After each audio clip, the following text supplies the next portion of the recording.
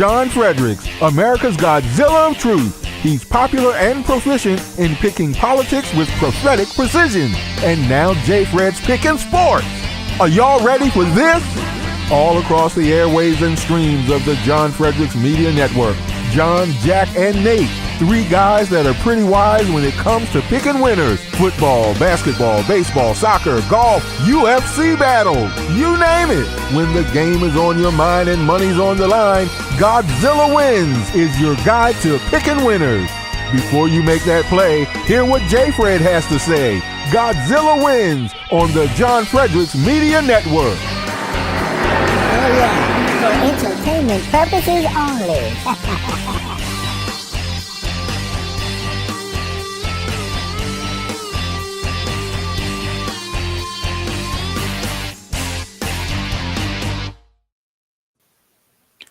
Good morning, everyone, and welcome to the Godzilla Wins Saturday Picks Show. I'm your host, Jack Fredericks, alongside my father, the Godzilla of Truth, John Fredericks, and senior editors for GodzillaWins.com, both Nate Perry and Dan Angel, will be joining us today. Super excited about the show today. Got a lot going on in the sports world. First hour, that's going to be 8 to 9 Eastern time. We're going to do a whole bunch of just, I guess what I would call variety topics, a bunch of sports topics in the news this week that we're going to hit. We'll talk a little bit about this law in Virginia that is now going to allow schools to pay players through NIL, Jonte Porter's lifetime ban for gambling from the Raptors, some WVU baseball, some NHL playoffs, just a whole bunch of different stuff. Then at the very end of the hour, we're going to be joined by Jay Delsing to talk about the Masters. Then in the second hour, super excited NFL draft coming up here. We got a lot to talk about when it comes to the NFL, who's going to pan out, who's going to be a bust. So we'll talk a lot about that in the second hour. Haven't done NFL in a while. Been about January since we've done any NFL. Really missed the old NFL there. So should be fun to do a little bit of the draft that's coming up. Always an exciting time for NFL fans. And who's not an NFL fan these days? Most popular sport in America. Well, listen, GodzillaWins.com and all its subsidiaries are for entertainment purposes only. So if you have a gambling problem, please call 1-800-GAMBLER, 1-800-426-2537 in Colorado, Illinois, Indiana, Louisiana, Maryland, Michigan, Indiana, Nebraska, Ohio, Pennsylvania, Tennessee, Virginia, West Virginia, Wyoming. 800-327-5050. Visit gamblinghelpline-ma.org in Massachusetts. Call 877-HOPE-NY or text HOPE-NY to 467-369 in New York. Call 1-800-NEXT-STEP in Arizona, 1-522-4700 in Kansas, New Hampshire, 888-789-7777, or visit ccpg.org in Connecticut, 100-BETS-OFF in Iowa, or visit opgr.org in Oregon. Don't forget to gamble responsibly. Welcome in, Dan and Nate. Glad to see you. Happy to be here, as always. Yeah, me too. I don't know where John is. I have no idea. I couldn't tell you. He could be. Where's West Virginia playing this week? Yeah, I don't know. Maybe I don't know. Is it the Radisson in Lincoln, Nebraska, or something? Yeah. Can't get internet. Nebraska's not in the Big 12 anymore, though. I don't know. We'll figure out where he's at in a minute. Let's see. We might have to bring that segment on where in the world is John Fredericks back? Yeah, I mean that's almost a daily question for me. I never know where that guy is. He's always on the move. He likes moving around, so he'll probably join us at some point. But you never know. I'll text him. We'll see where he is. Before we get too far into the show, though, I do want to tell people about Royal. Oh, he's in Lubbock. Lubbock. Tough to find internet connection in Lubbock. In Lubbock. Okay, yeah. Yeah, There's good luck. Yeah, we'll see what the internet's like in Lubbock. I got a friend who lives in Lubbock. I mean, he loves it. I mean, I don't ever do any video calls with him. I don't know if it's if the internet's stable out there, but you know, the cotton grows in Lubbock. Grows out here too. It's cotton farm. Some internet there. Yeah. I mean, look, there he is. There he is. Oh, you're at the house. You're not in Lubbock. No, I couldn't go to Lubbock because I'm running. Nobody for wants to go to Lubbock. Yeah, well, I'm running for national delegate, and my primary is Tuesday in Pennsylvania. So I have events this weekend, obviously, to get the vote, put signs up. So I couldn't go, but My son told me there's nothing there. There's a gas station is like 10 miles away, and there's 2 stoplights. But the field's nice, but they have bleachers. So, and they got, of course, West Virginia got crushed last night. Yeah. Well, look, good to take a week off, I guess. Been a lot of West Virginia baseball for you. So It's been a lot traveling, but I have to tell you, traveling to the out of town games has been one of the most fun things that I've been able to do. Ann hasn't gone with me to all of them, but to some of them. But we have so much fun there, and you get to stay at the same hotel as the players stay. So so you get to see Joe, but you get to see a lot of the other players that you've come to know and root for, and it's just a lot of fun. And going to these games is unbelievable because when you're on the road, I mean, these teams are drawing, I don't know, 400, 500, 300 people. I mean, in Kansas, I think they had 300-400 people there. You go to West Virginia, that game, the backyard brawl Tuesday night against Pitt at the Mon in West Virginia, they set a record. They had 5,200 people there, and that's not including the ones that were standing outside the gate that didn't pay to get in. So you're in an electric atmosphere with 5,000 fans, and then you turn around, you go to Kansas, and there's 300. It's just a very different experience. So when you're sitting, and I sit behind home plate because I have a media pass, so it doesn't matter what tickets they give me. I just go behind home plate because I'm in the media, and we own 5 radio stations in West Virginia or operate them now, and so I have a right to be there. But you sit right behind home plate and you cheer for your team, and apparently that gets picked up on TV because there's nobody there. So it's a very interesting experience. But look, they got smoked last night, but this is a very special team. I mean, they came in ranked 22 in the nation. They got a hell of a shot to host a regional. They got a hell of a shot to fight their way to maybe into Omaha. So they got very good pitching. Depth and relief pitching is phenomenal, and they hit. So they had a bad game last night. Aiden Major, their ace, didn't have one of his better games, but these things are going to happen. But it's a fun team to follow. They score a lot of runs. And what they've built there, the culture they've built is palpable. I mean, you can feel it in the hotel. You can feel it when you go to dinner and some of the other kids and their parents come by. You can really feel that it's a team together culture. There's veterans that lead the locker room. We got one kid, Derek Clark, who's a 5th-year senior. A lot of these kids have bounced around.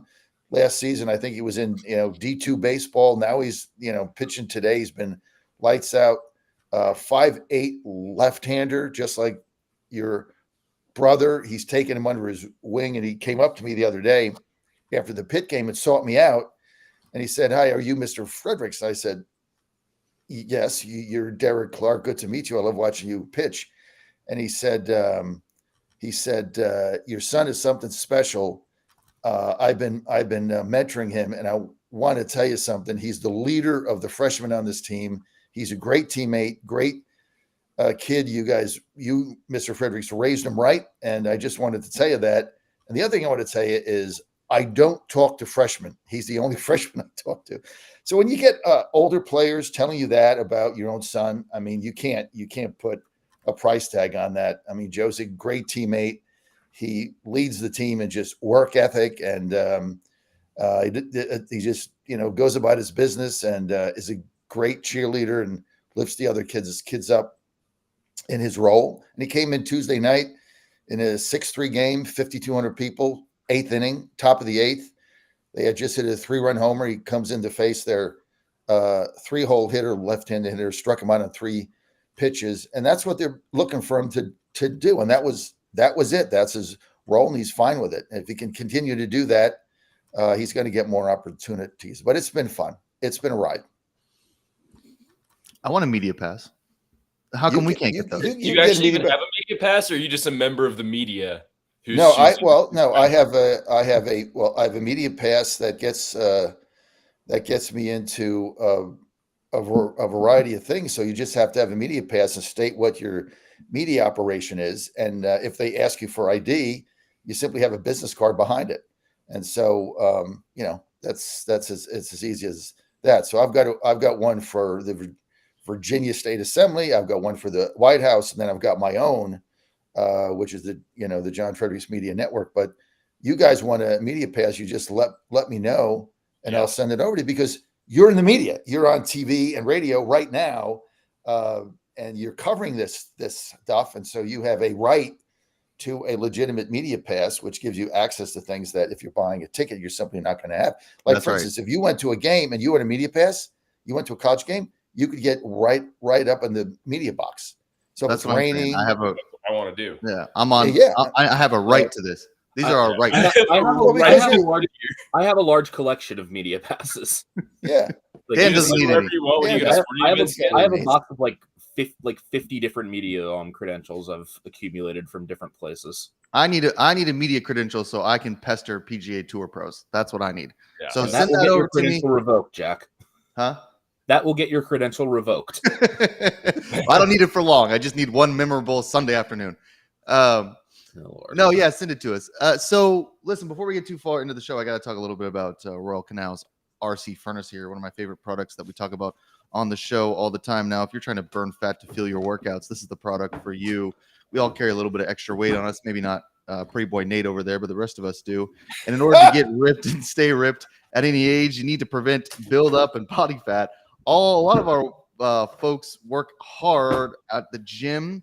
Outdoors, still have some jiggle they can't shake. That's definitely me. The fact is that everybody has a different natural ability to burn fat as energy, genetics, stress, hormones, past diet, lifestyle, age. There are many factors that can hold you back. Royal Canal's RC furnace is now available to level the fat burning playing field. Take it with water 30 minutes before your workout and get the furnace fired up for burning more fat while you sweat. Formulated in the USA from high quality ingredients, RC furnace is the fat burning fitness supplement. Burn fat to fuel your workouts. No needles, no pharma. Get in the best shape of your life. Royal Canal's RC furnace, available at royalcanal.fit. Royalcanal.fit. Go there and use the promo code Godzilla to subscribe and get 50% off your first bottle and 3 for the price of 2 after that, with shipping on all orders. Okay, so I want to start the show, and we kind of did. Wait a minute. I've written this down. Hashtag Pretty Boy Nate. Is that a thing now that we can do? Yeah, we used to call him in graduate school. Me and one of my other friends would call him Pretty Jimmy Fallon. That's what we used to call him all the time. Before Pretty Boy Nate. Really friends. So yeah, that's that. You can use that nickname. Just Nate, Nate, you've got a following among our listeners. That's what you keep saying. Mainly more mature women, typically referred to in our vernacular as cougars. You have a large cougar following on the John Fredericks Radio Network. I get a number of texts, and you know who you are out there, about Nate, and about I guess one day a couple weeks ago you came on in a robe with bare chested. I think that was like the big hit of the day. Oh, wow. So I get a lot of text on that. So you've definitely got the cougar following here. Is and it you the ladies Cougars out there? You know who you are. I'm not going to call you out, but you know who you are. Is it Cougars or just Steve Bannon? Is that who's texting you about Nate? It's the Cougars. Shout out to Steve. He's a loyal listener. one of our original listeners, old Steve Bannon. Okay, Actually, he is. I know he is. He's a loyal listener, Um, and he loves the show. And he says this is Yeah. what I should be doing full time and get out of politics. He just said, "You're just another angry white guy." Yeah, Nobody well, you're not exactly like a barrel of laughs and roses on the sports show either. You can get pretty fired up on this show too. I mean, the anger sometimes falls you, but not today. We'll have an anger-free zone. So I want to do a little until we bit. talk about the Titans draft strategy anyway. Yeah, I know. When we get to the Titans or the Astros, oh my God, then Yes. then we can get real fired up. But Actually, wanna do- Dan, on the show yesterday, Dan Angel had to walk me off the ledge on the phone when I was all freaked out and about the 6-14 start or whatever it is, and all these people injured. And Dan was like, "Whoa, dude, just take a breath. 20 games in, Verlander's coming back. You played all these good teams. A lot of guys get off to slow starts. Your bullpen's off slow, so just take a breath. It's going to be fine. See what happens tonight with Verlander. You got a lot of under 500 teams you're playing. It's going to be fine." So he had to walk me off the ledge. So Dan, for that, thank you. Yeah, The schedule's going to even itself out. yeah, and Dan's right about both the pitching for the Astros and also I mean, the Rangers, the Braves, the Rangers twice, the Braves, the Yankees. I mean, they've been playing some good teams. So I think they also had the Blue Jays in there. I think that they did. They Toronto, and then yeah. but then they got swept by by Kansas the City and Royals. Kansas City. Yeah. But the Royals I are mean, actually playing pretty well right now. They just Yeah. smacked the Orioles last night, I'm pretty sure. Yeah, Kansas City is 13-7. But look, we'll do a little bit of baseball. Before we do that, I want to get a little to our new segment here, weekly obsessions. Talk a little bit about some weekly obsessions here. So this is just stuff I think we gave Dad the West Virginia stuff, so we'll give him that unless he really has an obsession that he wants to talk about. We'll go around to Dan and Nate here. Dan, we'll start with you. Just one thing that this week you can't stop thinking about. Well, I'm a little worried I might turn off some listeners because of how obscure this is, but the fact that my Finnish soccer team won a match 21-0, like, like how do you win by 3 touchdowns in soccer, like against any opposition? Somehow we did it. That's pretty impressive. I mean, I know you have a soccer team for everything, but what prompted you? Like, what prompted you to be like, all right, Finland, I need to be rooted. I mean, don't you have enough? I mean, I only have 3. I only have 4. That's a lot of soccer teams, man. Yeah, but I mean, so there's a game called Football Manager, which is like the deepest sports simulation game I have ever played. Like, I mentioned Out of the Park Baseball on the show. Football Manager is the soccer version of that. Like, their database of players is so deep that you can pick like literally any team on the globe, like 4th division United States, and they actually have the real roster in there. That's crazy. So yeah, I mean, so I just decided, okay, I'm gonna pick a random national team because the game lets you pick either a club, a country, or both. So I decided, all right, I'm going to pick a random national team, and then for my club, I'm just going to see who has a job available and take that team.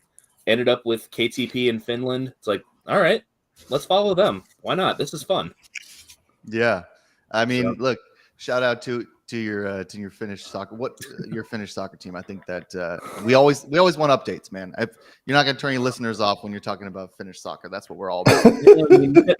We finished in last place and got relegated last year from the top division, so we're in the 2nd division this year. Well, we won the 2nd division last time we were here, so not for long. Yeah, not for long with those wins. 21 I mean, there aren't too many 4th division teams left on the schedule. Nate, what's your weekly obsession? Hey, Nate, I just got to read a text here. I got to read a text from Lori in Columbus, who says, yeah, wow, Nate is the pretty face of the show. Hashtag pretty boy Nate. Everyone has a role to play. Yeah, there we go. Thank you. Nate's just to look cute, I guess. You got any thoughts up there in your head, Nate? Oh, not many, man. I haven't been thinking about anything. I think I've just been climbing a bunch because I might be moving to Texas here very shortly. So I'm just doing all of the Western things a Westerner does before they go back to the great state of Texas. So I've just been standing outside a lot, looking at the Western sun and climbing a hell of a lot. So that's all I do now. That's just my whole life. I just wake up and just find a way to stand outside. That is very Western. If you can drink some IPAs while you do it, and maybe talk about how beautiful the horizon is constantly, that would also be pretty Western of you. Although you can also wear some cowboy boots and a cowboy hat. So a lot of different iterations of the West Coast. Are there no climbing gyms where you're moving? No, none. Yeah. Well, welcome to the South. We don't have them here either. I haven't seen a lot of climbing gyms out here. It's going to be like a Field of Dreams thing for me. I'm just going to build it and see if people come. Yeah. Well, hey, that's Dad's business model right there. He'll help you. His whole business model. You build it, they're going to come. Which one time Ann called me and told me that was the dumbest approach to business ever. So maybe a little bit of rift there between Ann and Dad when it comes to the Field of Dreams business model. But can't argue with the business model that how we built this network, and I took it right from there. If you build it, they will come. We build it, they came. And so, yeah, maybe it doesn't work on a spreadsheet or a financial document or some kind of a QuickBooks model that you guys do in accounting or whatever that thing is on your computer, but it sure works in the real world, baby. You build it, they will come. Yeah. I think Anne would definitely argue with the business model, but and I think she has. But you're right. You just gotta the orbit of the business has to be so strong that it just pulls other people into its orbit. Yes, it's an you know. habitual pull. That's right. That's That's exactly right. it. That's what they teach in business school. So I guess my weekly obsession. Then we'll move on to some other stuff. My weekly obsession has been the show Ripley on Netflix. Oh yeah, we've been talking about that. That's a good yeah. obsession. So this is Andrew Scott stars in kind of a retelling of the Talented Mr. Ripley. Like 8 episodes, limited series on Netflix. Really, really good. Well shot. Shot in black and white, which I think sometimes can be a little cutesy or annoying. Like, I mean, it's filmed. It's set in the 30s, 20s, something like that. So the black and white is used to reflect the fact that the time is different. One thing I will say about all these shows, when you set shows in like the 1920s, is that like the pants kill me, because everyone in the 1920s, like men specifically, wore pants up to their belly button. Like that was how you wore pants. I mean, it looks ridiculous now, but they're always like, they want to be so period correct, but nobody wants to put a handsome actor in high-waisted pants. So I just want to throw that out there, because I think that we're not being totally accurate. Nobody wore pants on their hips until like the 60s. Well, some people did, but not a lot of people. So but it's a great show. If you need something to watch on Netflix, I highly recommend it. I burned through all 8 episodes pretty quick, kind of like a murder mystery procedural type of thing, but follows in the point of view of Tom Ripley, who is really just kind of a fascinating character. The show takes its time with a lot of stuff. So if that's your interests, then I know Nate also. Did you finish it, Nate? No, I'm on episode 7 right now. All right. Well, once you finish it, we'll talk about the ending, because the ending's pretty interesting. But yeah, go ahead and check that out. That's been my obsession. Dad, before we get into, actually, let's just get into it. Then we'll do the live read later. I want to talk a little bit about some news items. I guess we do a lot of NIL stuff on here anyway, so I figured I'd throw it on here. And then the John Tate Porter gambling lifetime ban. I mean, we're a picks show in many ways. We don't do that as much right now, but that is a part of what we do on the show. So I always want to talk about any kind of gambling stuff that happens in the news. But this Virginia thing now. I mean, Dad, you're in Pittsburgh now, but you've covered Virginia politics for such a long time. So I knew I wanted to put this on here.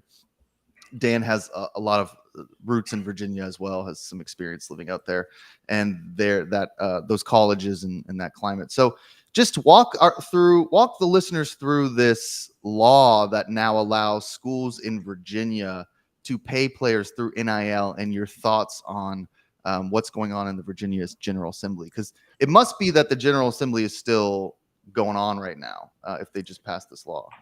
Well, no, they had passed it. And then it went to the governor, and there was a veto session that came up last week. There's one thing that we're fighting, which is these neighborhood slot machines, but that's got nothing to do with the show. So basically, what the governor has codified is the ability for collegiate level athletic schools in Virginia to be able to run their own NIL the way they want to run them. So he basically gave the colleges and the universities the opportunity to do that, and took most of the guardrails off. So look, I mean, one of the problems or opportunities with NIL, whatever you want to cite it, is that, it's not federally regulated. So it's basically each state is going to regulate it the way they want it. And the way Governor Youngkin did here in Virginia is say, look, it's, I'm not going to get in between the player, the NIL, the college, the money. I'm just not going to let the government stand in between them. It's basically up to the colleges and their NIL funding mechanisms and what they work out with the student athlete in order to do that. So, I mean, they're not getting paid by the college. It's not coming from taxpayer funds. I mean, you saw what happened with Ohio State and Ryan Day. I mean, he told his donors and his NIL trust, what these colleges have is they have trust or cooperatives of people that come together and give money to one entity that then, doles it out through the college coaches. And Ryan Day in Ohio State went to his donors and said, look, I need $13 million in NIL money, or I'm not going to put a winning team on the field. Winning in Ohio State means beat Michigan, get into a national championship game. And so, he got on the phone, he made a bunch of calls, he got other people to make calls. They raised the 13 million, and now he's doling it out. So the people in the trust raise the money, and then each of the college athletic departments get a piece of that, and then with that they dole it out to players. Part of it is recruiting, part of it is having them stay. But these are not taxpayer dollars. I mean, these are not coming out of tuition. They're not coming out of ticket sales. They're not coming out of, hot dog sales. They're coming from donors. And if the donors feel like donating this thing, and a lot of them now are companies that want the advertising, branding relationship with the athletic university. So if you go to West Virginia, there's a bunch of companies that are in the Country Roads NIL. It's only because I'm here, I know about it. And so they pay money, and then often Joe was part of that, who does have an NIL funding mechanism. On Sunday they have to go to an event, they have to sign baseballs, when they're off and things of that nature. So they are working for it in some cases, but the NIL is now a recruiting and retaining mechanism. And when you combine that with the portal, this is what you have. You have a perpetual annual free agent status in college athletics. It just never stops, because as soon as the season's over, let's just take baseball. As soon as the season's over, anybody that's unhappy with anything, they're going to go in the portal. And when they're recruiting in the portal, part of it is how much NIL money am I going to get? And so if they're unhappy because of playing time, position, whatever, or they don't think they can get enough money, then they go in the portal as well. And it goes both ways because it's coming and going. You look at the West Virginia team, they got a lot of upperclassmen this year, 1-year players from the portal. And that's why they're really, really good right now. Kyle West and who I mentioned earlier, Derek Clark and others. So all that what Youngkin did is he legalized it within the state and said, you guys can basically do whatever you want. The government is not going to get in between player and the money and the school and the trust.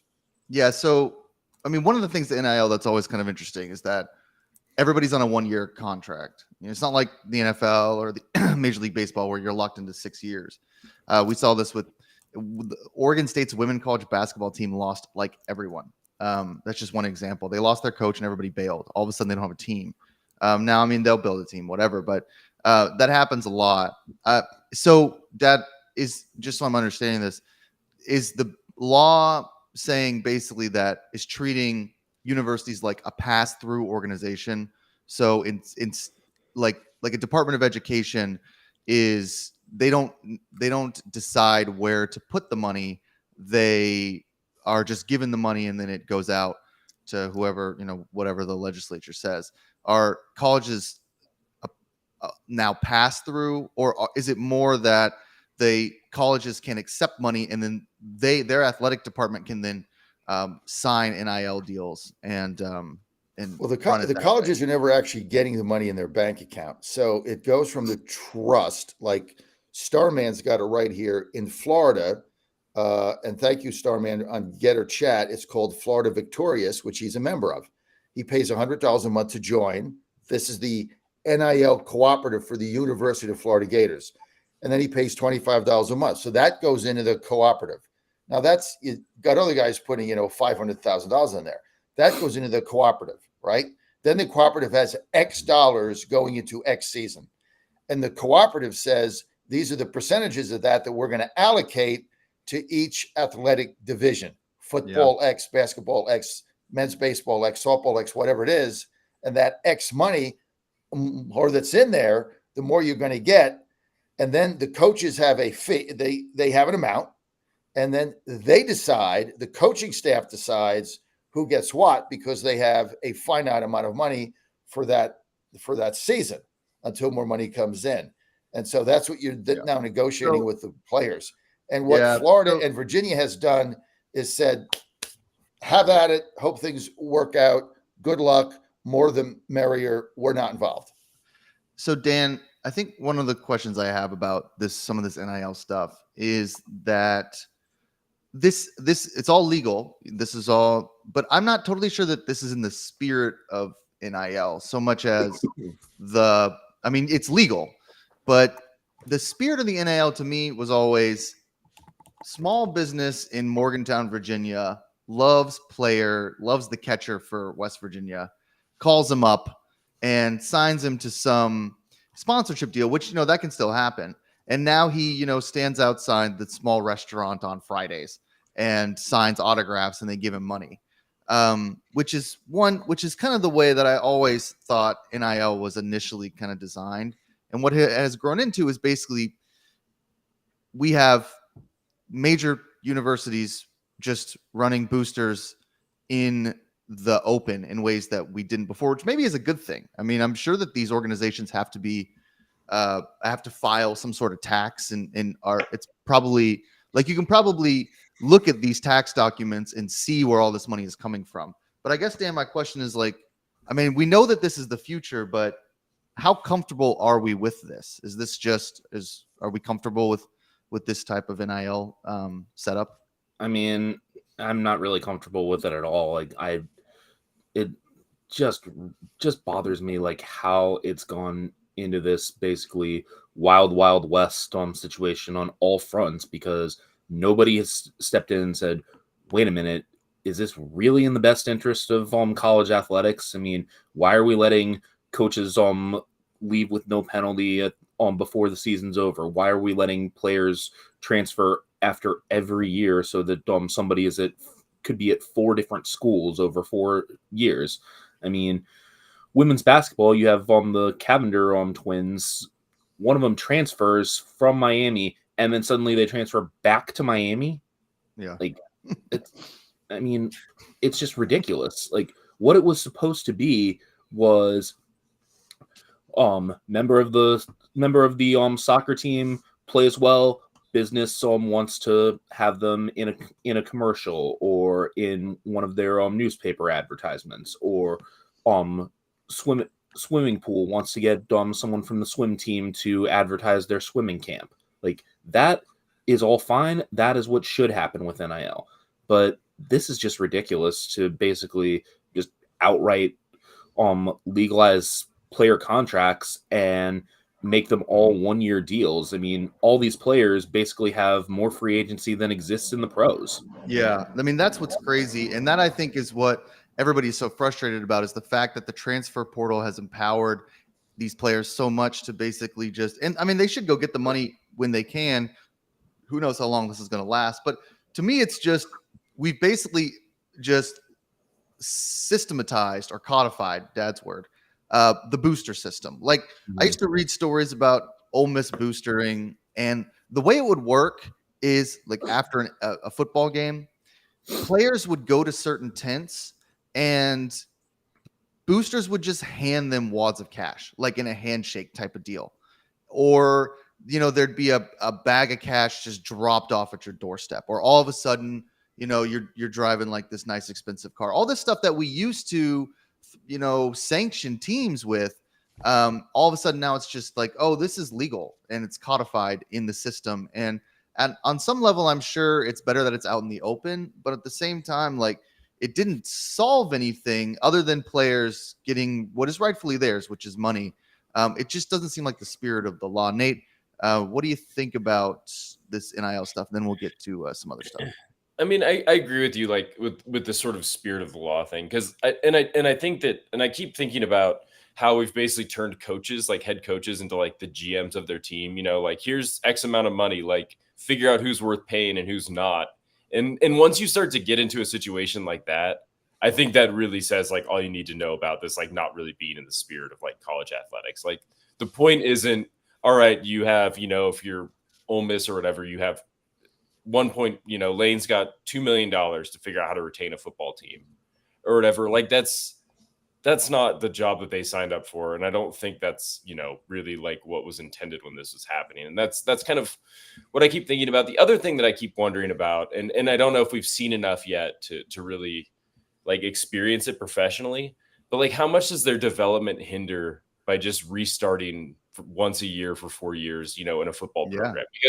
Because we had Toby sort of talk about that, and he was sort of, like, he's like, college football isn't like the minor leagues of the NFL. It might operate like it, they get money, whatever.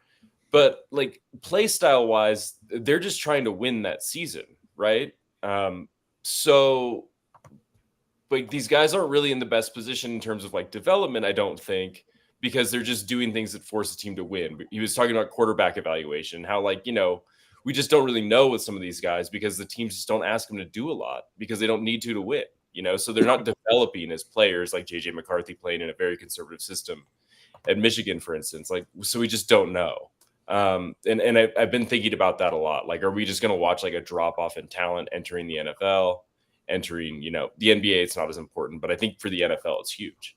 On the other side of that, one of the things I do like about the transfer portal is that, like, and I'll use Haley Van Lith as an example because I just know this about her. It does, and this has always been true, but it's, I think, more true now. It does give them an opportunity to pursue graduate degrees in a way that was like a little bit quicker than before, where they had to wait. Like Haley Van Lith, people trash her because she transferred from Louisville to LSU and now is at TCU, but she graduated in 3 years at Louisville, and so she had a degree. Then she went to LSU and enrolled in a master's program and was working on a graduate degree. Now, that's great. I mean, she's probably going to play in the WNBA, but, she likes school. She either finished that 1-year master's program and will do another one at TCU, or she'll transfer her credits and, do whatever her master's program is there at TCU for 2 years. So given the opportunity to pursue a graduate degree if you graduate early and you want to do that at a different school, that's totally fine. But it is true that a lot of these guys are now GMs. Dad, do you think that federally, like that the federal government should start drawing up some legislation to regulate this stuff, or is this just going to be an issue that every state has to deal with? Oh God, no. The last thing you want is the federal government getting involved between a player, their coach, NIL is separate. It's got to be a state by state legislated thing. I think Virginia, again, Governor Youngkin did the right thing, but it's going to be up to every single state. But, I really love you guys' perspective here because Jack and Nate, you're both educators. You're both teachers. That's your passion. And so, what's coming out is that your first interest is the development of the player, of the college athlete. And that's what I think falls by the wayside here, because it's all about money. If, coaches, there's no, like, I'm going to mentor you or anything else. It's like, if I'm not playing the position I want, and I'm not getting the innings I want, if I'm not getting the downs I want, I'm just going to go in the portal. I'm, for sale to the highest bidder. And I don't really care what you say because I want this, I want that. So there's no mentoring, I think, within the program now.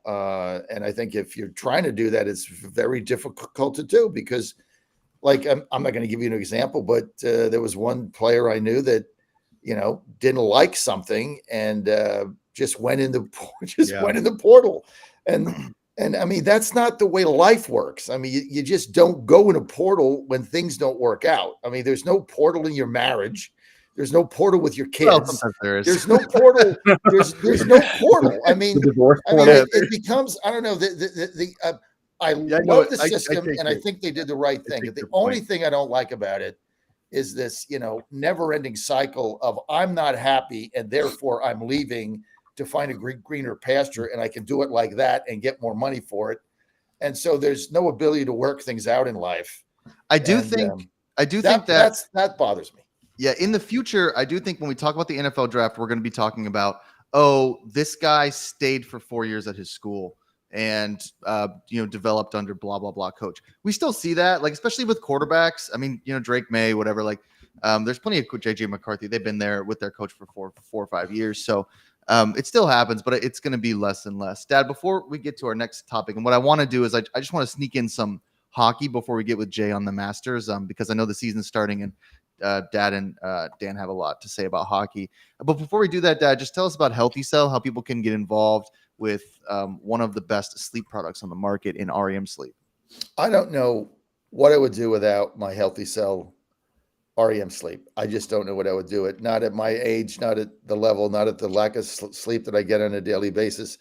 I mean, that is my godsend from heaven. I would not be able to keep doing what I'm doing without that. And I don't say this tongue in cheek, and I don't say it because, I'm saying it because it's real. Go to healthycell.com. So all you have to do, healthycell.com/Godzilla. Go put in promo code Godzilla. You're going to get 20% off. You want to get REM sleep, get a 90-day supply. Don't get a month because you're going to run out and then you're going to forget to order it. Get 90 days. The first night you take it, 15 minutes before you go to bed, you're going to go to sleep and you're going to wake up refreshed. If you can get 7 hours, it's like you're in heaven, because that deep sleep that it puts you in, where you have all these dreams. Like last night, I had all these crazy dreams. I don't even know what they were, but I was dreaming all night. And that puts you in that deep sleep. And then you jump out of bed. Some people remember their dreams. I don't. I have no earthly idea what they are. I just know that I'm dreaming. And but that's your level of sleep that you want. And then you get your whole body regenerates. So it's like regenerative, natural, all the things you need with sleep. And you're going to get it through REM sleep. And then you're just going to feel better. Everything in life is going to look better when you jump out of bed fresh as a daisy, like me, every single day. So just go to healthycell.com/Godzilla, promo code Godzilla. Get your REM sleep now and live a better, healthier, less stress life. Because when you don't get enough sleep, all bad things happen. You get cranky, you get stressed, you get tired, you're not as sharp. You get that 7 hours, it's 6.5 hours, and it's that deep sleep, and your body is regenerative. Man, you're going to feel like $1 million. Like me. And then you get out of bed every day, fresh as a daisy, like me every day. Absolutely. 3 days ago, and then if you're me, you check the Senators' score from last night, and all those good feelings are gone.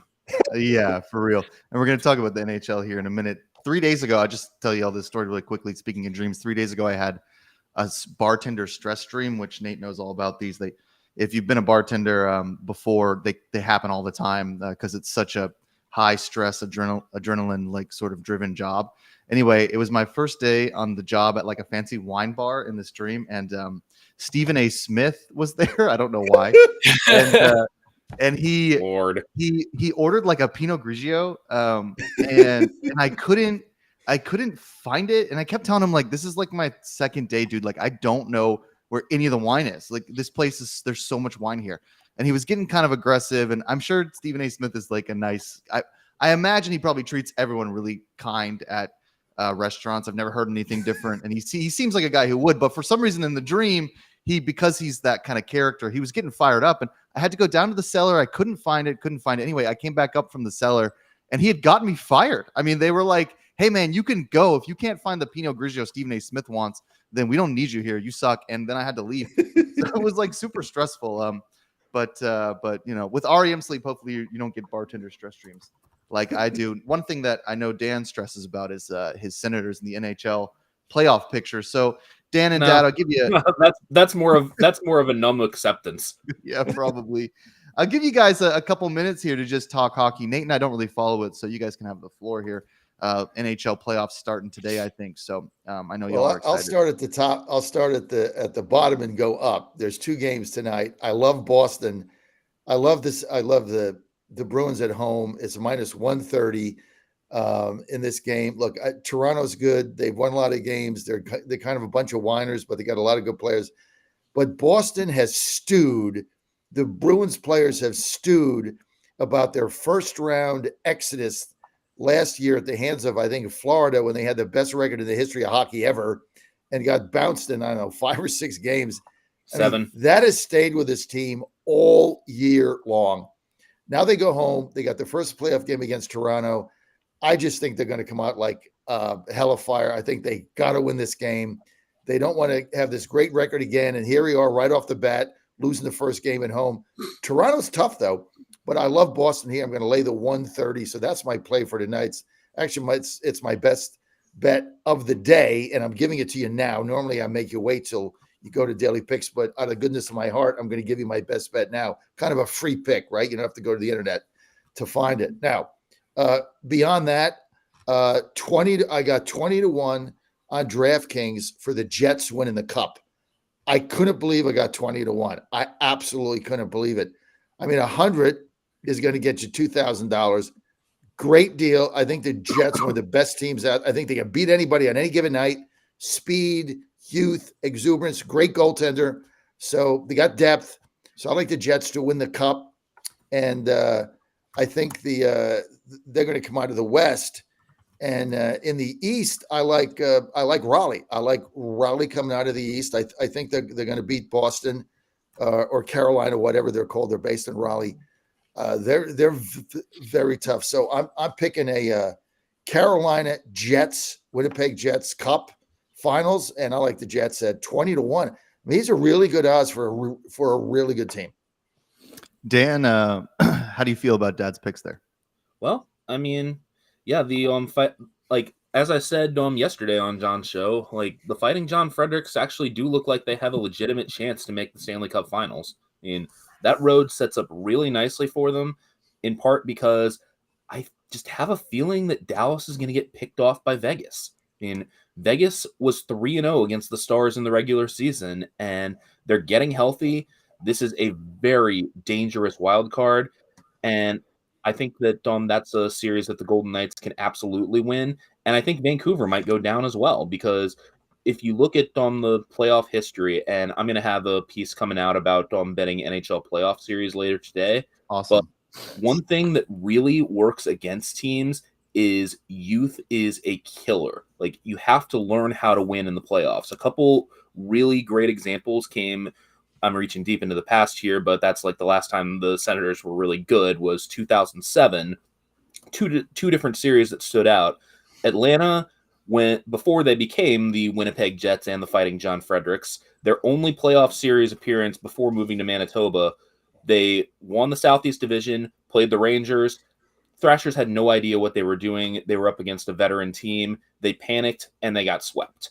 That same year, the Penguins, in their first year with Crosby and Malkin, ran into a Senators team that was making its 10th straight playoff appearance. The Penguins were totally in over their heads. They won one game. Ottawa won the Eastern Conference that year. The next year, after the Penguins had gotten some experience, they swept the Senators.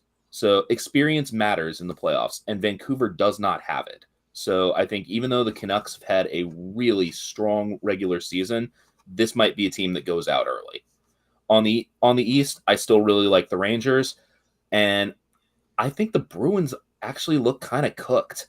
I mean, this Bruins team reminds me of a couple years ago when Pittsburgh, after a couple cup runs, just had nothing left and got swamped by the Islanders.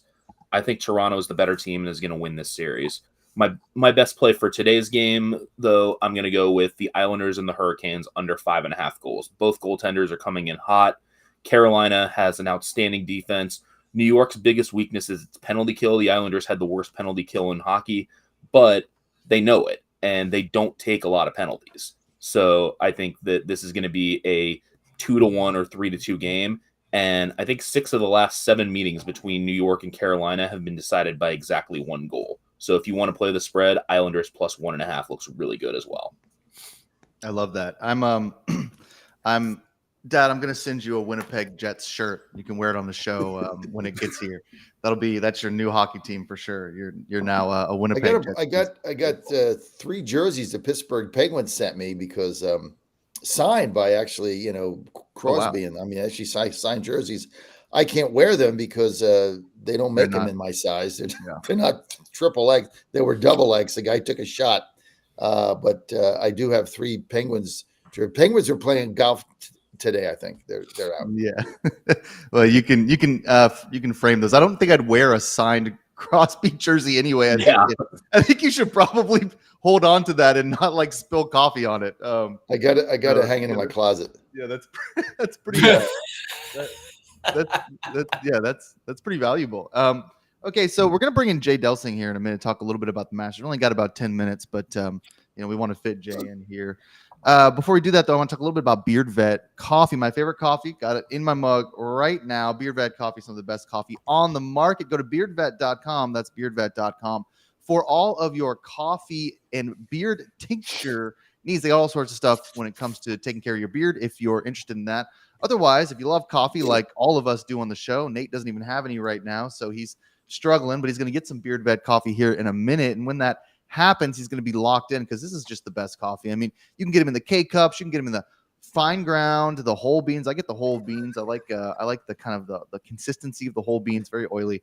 And I'll put them in the grinder, grind them right up. And I mean, this is, look, it's great coffee for a good price. And with the promo code Godzilla, you get 10% off, which basically knocks off the shipping. So you can go to beardvet.com. That's beardvet.com and purchase some coffee. Use the promo code Godzilla, 10% off all of your coffee needs. And look, they have been a big supporter of Godzilla Wins now for a long time. We love the partnership there. They've been a big believer in us. And so if you like the show, if you listen to us every week and you read the articles that we post, please go and support them, because without guys like Beard Vet Coffee, we just cease to exist here. Or if we still exist, we're doing it pro bono, which none of us really want to do, but for the love of the game, I guess we could all take a pay cut for a week or two. So make sure that you visit beardvet.com, put that promo code in, Godzilla. Okay, we're gonna welcome in Jay Delsing here. Talk a little bit of golf. Been with us. He was with us last week. Glad to see him with us this week. Jay, how are you? Great, guys. This isn't my real face. This is just an old ugly face that I wear on the weekend.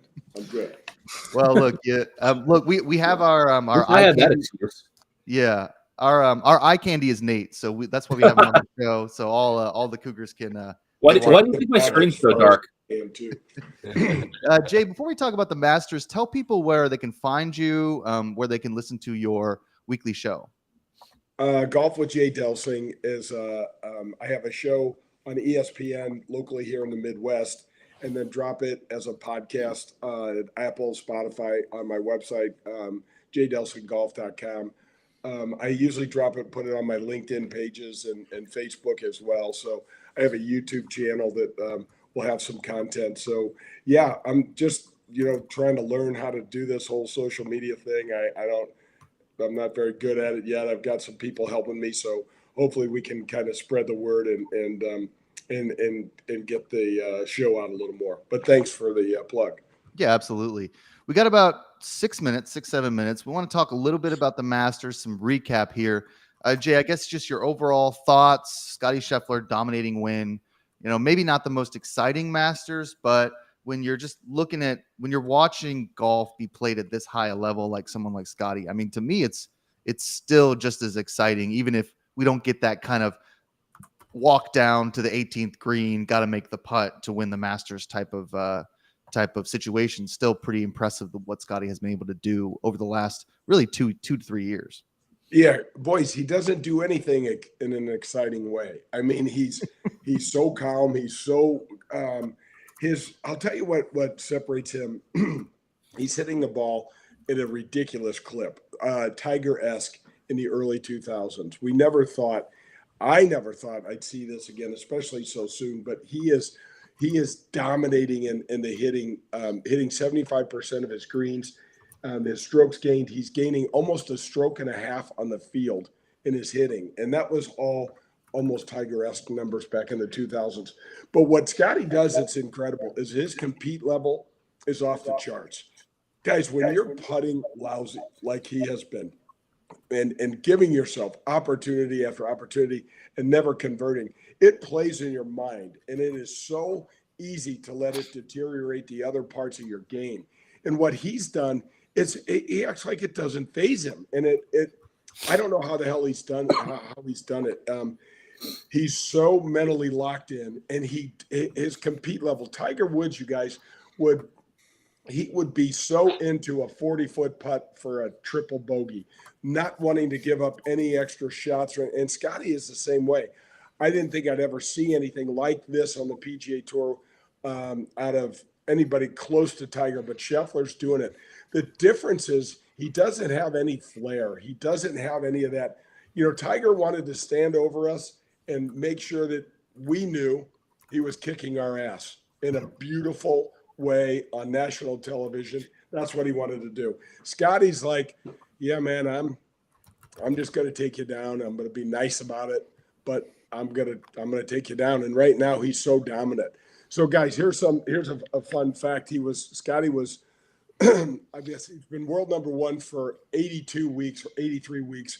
And some little kid was like, yeah, Scotty, this is so cool. You're world number one, just like Tiger Woods. And the kid's dad said, yeah, if you can do it for 11 more years, you'll be right where Tiger was. Yeah, right. Tiger's something like 360 weeks in a row as world number one, something like that. So, but you're right. And Nate, we'll talk about this a little bit. I mean, we knew Scotty was going to be a problem at the Masters because his putting is not, that's where he loses strokes. Everybody loses strokes on the Masters greens. So he's always going to be a problem there. Whereas in other places where the green's a little bit easier, it's harder for him to run away with a victory. But it does seem like the difference between Scotty and Tiger is just the personality. I mean, I love Scotty for the golfer, but he doesn't necessarily bring the most excitement to the game. And, you know, Tiger brings a lot of excitement. A lot of players bring excitement. Bryson DeChambeau is extremely fun to watch, very exciting.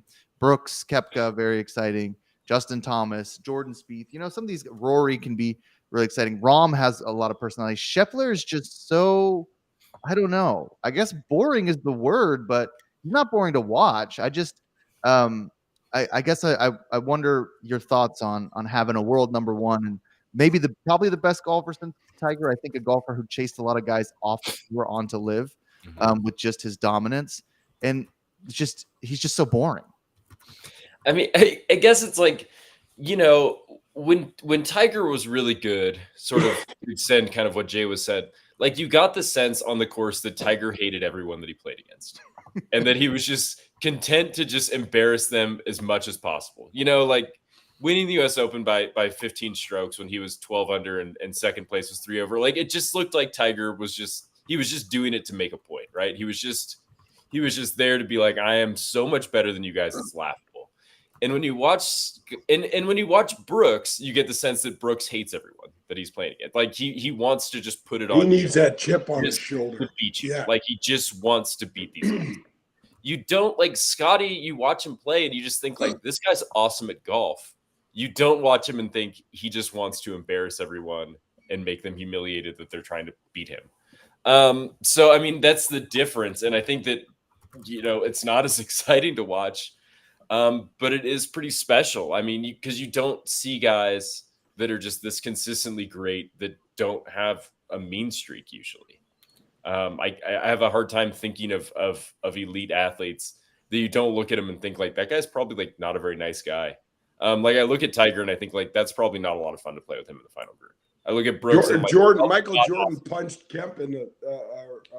Who did Michael Jordan punch in the nose? It was Kerr.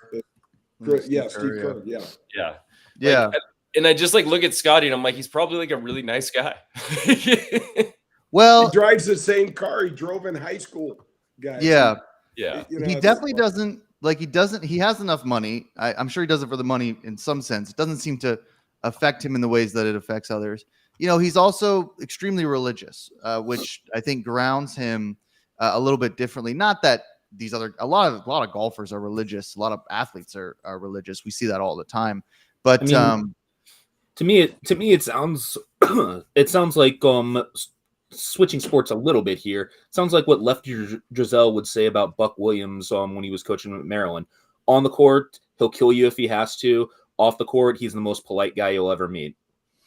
And that's true with Scotty. Like because Scotty will talk about in press conferences like, I'm so competitive, I want to win. And I'm like, I look at him, I'm like, I don't even believe you. Like I know it's true, but it doesn't sound true when you say it in ways that like when Michael Jordan or LeBron James or Tom Brady, when they talk about being competitive, I'm like, yeah, I believe that. Like those guys are like those guys are like pretty. Scotty almost seems embarrassed that he's competitive. Yeah, like he's always just sort of like embarrassed that he's like so good at this and like so dominant that there are so many people watching him. And you never watched Tiger and thought that like Tiger was like embarrassed about the amount of attention he was getting for winning majors. Nah, Tiger wasn't too embarrassed about much. That's a totally different. I mean, that's like the fundamental difference in their charisma. Yeah, it's like Scotty's sort of like embarrassed to be in the spotlight, and like Tiger was never that. I mean, from day one, like hello world, like he was never that guy. Jay, stick around for 5 minutes if you can. We'll talk a little RBC right at the top of the hour. You're listening to the Godzilla Wins Saturday pick show here. Next hour, NFL draft, big NFL draft preview. We're going to talk all about that. Get everybody in the mix. Do not go anywhere. Don't turn that dial. We'll be right back.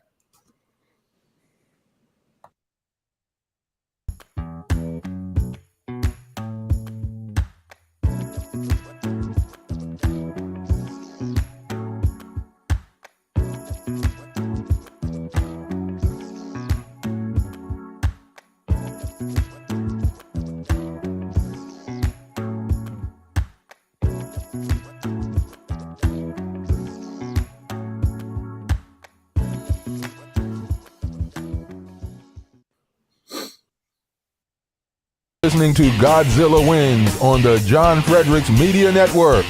For a deeper dive without the jive, visit the website of winners, GodzillaWins.com. Let's get back to the show with the guys in the know, John, Jack, and Nate. It's Godzilla Wins on the John Fredericks Media Network.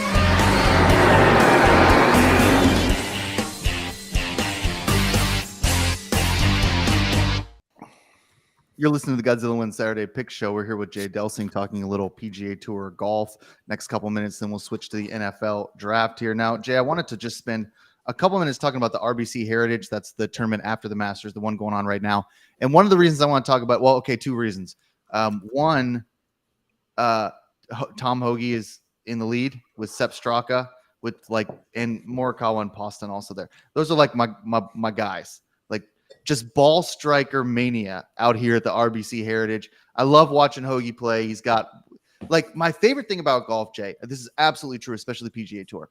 You can be really good at one thing and you can play on the PGA Tour forever. You might never win. You might win 1 or 2, 3 tournaments, but it's such a fun sport because you can suck at so many things and then be the top 5 in the world at one thing, and you can play professionally forever. And I always feel that way about Hoagie with his ball striking. It's just incredible, his iron game. So we can talk a little bit about that, but I also want to talk about Ludwig Aberg, who is tied for 5th now, lost by 4 strokes in the Masters, but was right there.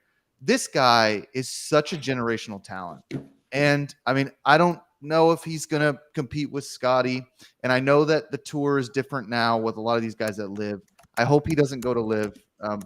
I guess I just want to talk, Nate and Jay, a little bit about just how special Ludwig is. This is his first full year on tour. Last year was a rookie. He won a bunch of tournaments on the European tour and played in the Ryder Cup. I mean, he's just so good. He's the first guys, ever to play in a Ryder Cup before a major championship, and he had already knocked off, as you said, Jack, three events. He came out of PGA Tour University, which is this new way of trying to get younger players to go from college and get onto the tour without going through Korn Ferry and going through the feeder tour and even the qualifying school. And you look at this kid play, and I mean, his face looks like he's 12. I don't even know if he shaves yet. I mean, there ought to be a rule that says you have to, know what a razor is before you can get on the PGA Tour. But he's a big kid, and he absolutely smashes it like you'd imagine. And I watched him play at Augusta. And guys, without that hitting that ball in the water on number 11, we might have had a little different finish. I mean, Scotty plays his last 11 holes 6 under par on Sunday and doesn't even fist pump, and Aberg looked like he was almost embarrassed that he was playing so well. So it was kind of a weird sort of finish, but I can't wait to watch this kid play. I mean, he's going to be around for a long, long time, and there's no weaknesses in his game, Jack, that are, that he's going to win a lot. Yeah, I agree, Nate. We'll just sort of come to you with this, and then we'll move on to the draft. Just what makes Aberg so good? I mean, we know he hits it a mile. He's one of the longest guys on tour for sure. I mean, he's good at everything. I mean, Jay's right about that. I mean, usually these guys, when they're this young, there's sometimes some flaws. Maybe their putting's not as good. Maybe they have some short game issues, stuff like that. Like Aberg doesn't seem to have that. He's solid all around. He hits it a mile, like you said. He's a pretty good putter. He's a pretty good iron player. Like everything that he does, like he just does well. He's not one of those guys that's just sort of a one-hit wonder. I mean, you look at him on Data Golf, and he's at least average at everything. He's, got a pretty average short game, but everything else is like, bordering on elite. So, from that perspective, he's just great. And he just doesn't seem to get fatigued yet. I mean, he's young, like, this is really his first full season on tour. He turned pro in June of last year. And then instantly started winning, basically, won the European Masters in September and then won the RSM in November on the PGA Tour. But, like Tommy Fleetwood had a great Sunday at Augusta, right? Finished third. He's basically at the bottom of the leaderboard. And that's pretty common for a lot of these guys coming off like, a pretty big week in the Masters. This is a designated event. There's no cut. It's easy to sort of be tempted to take your foot off the gas a little bit. And I get the sense that guys like Fleetwood just have trouble just sustaining that level for a long period of time. But Ludwig Åberg doesn't seem to be that kind of guy. I mean, he just plays great every week. He played great at the Masters, and now it's just the next week, and he's just like, why wouldn't I play awesome again? There is no let off for him. There's an emotional letdown, guys, when you come from such a big stage like Augusta. I mean, it's cool to go to Hilton Head. It's an elevated event. It's a big person, everything. It's not Augusta. And so there's a couple of day period where, man, you lose everything. You lose your strength. You're just going to hole up in your room for a couple of days. And then to be able to rebound like he is, I mean, to Nate's point, it doesn't even look like he's phased. Yeah, Jay, that's a he's good playing point. All these events for the first time, which is also like ridiculous. Right. Yeah. Like he said, like this is his first Masters, first major. Boys, he doesn't know the courses. He's right. He doesn't know anything about these. I mean, one of the hardest things about playing on tour was your first year. I mean, you don't know where to go. You don't know where to stay. You don't know what the courses are like. You don't know. I remember when I went to DC, we were playing at Congressional, and I had a hotel, I think in Maryland somewhere or something. I was an hour and a half from Congressional.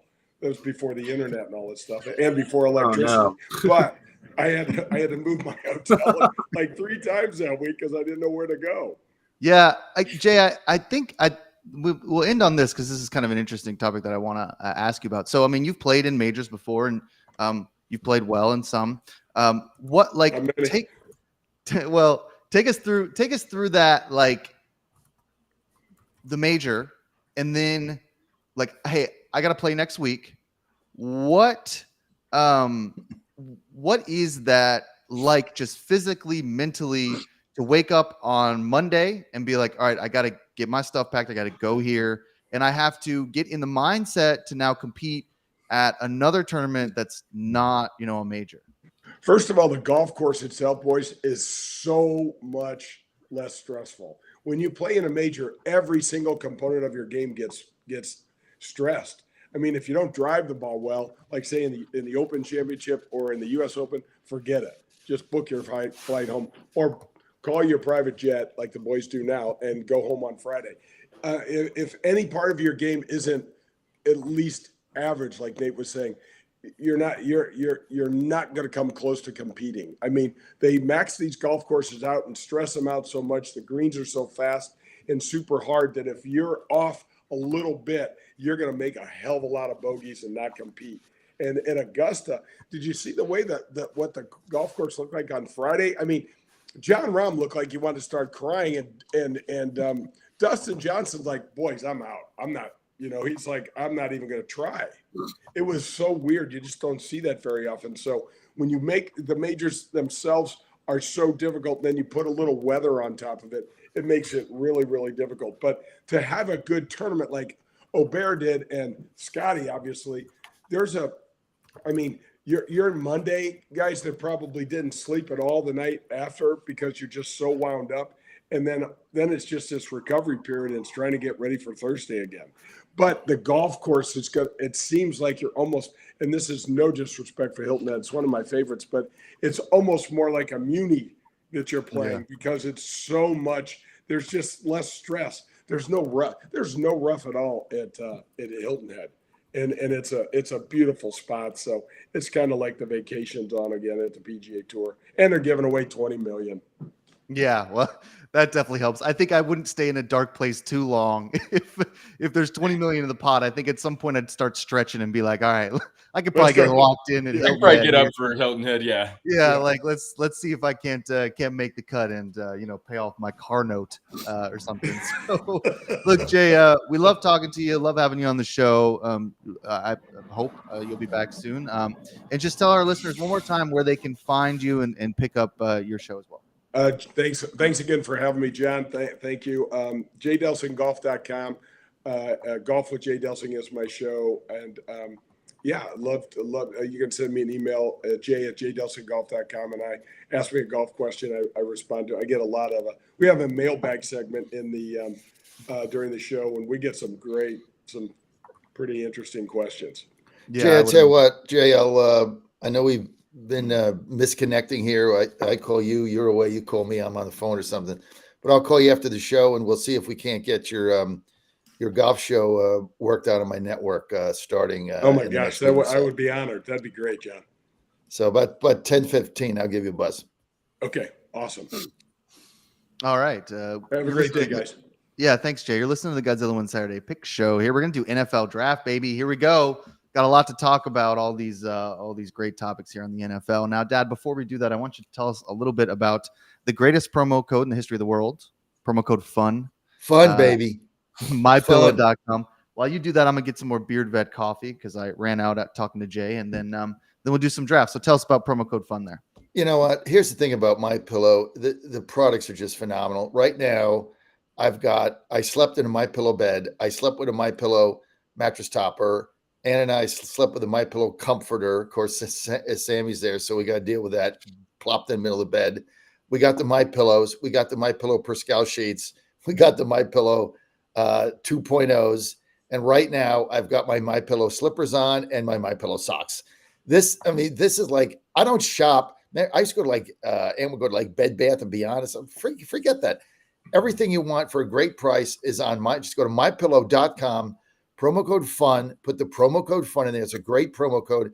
Right now, they got $25 specials on a bunch of different things, the slide sandals, the dish towels, the regular towels. When you get these towels, folks, and he's got a sale right now, Mike Lindell, for $25.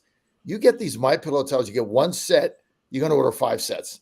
And he's got them on sale right now for $25. You got the dish towels there, you got the sliders, everything for $25. Over $75 order, you're going to get free shipping.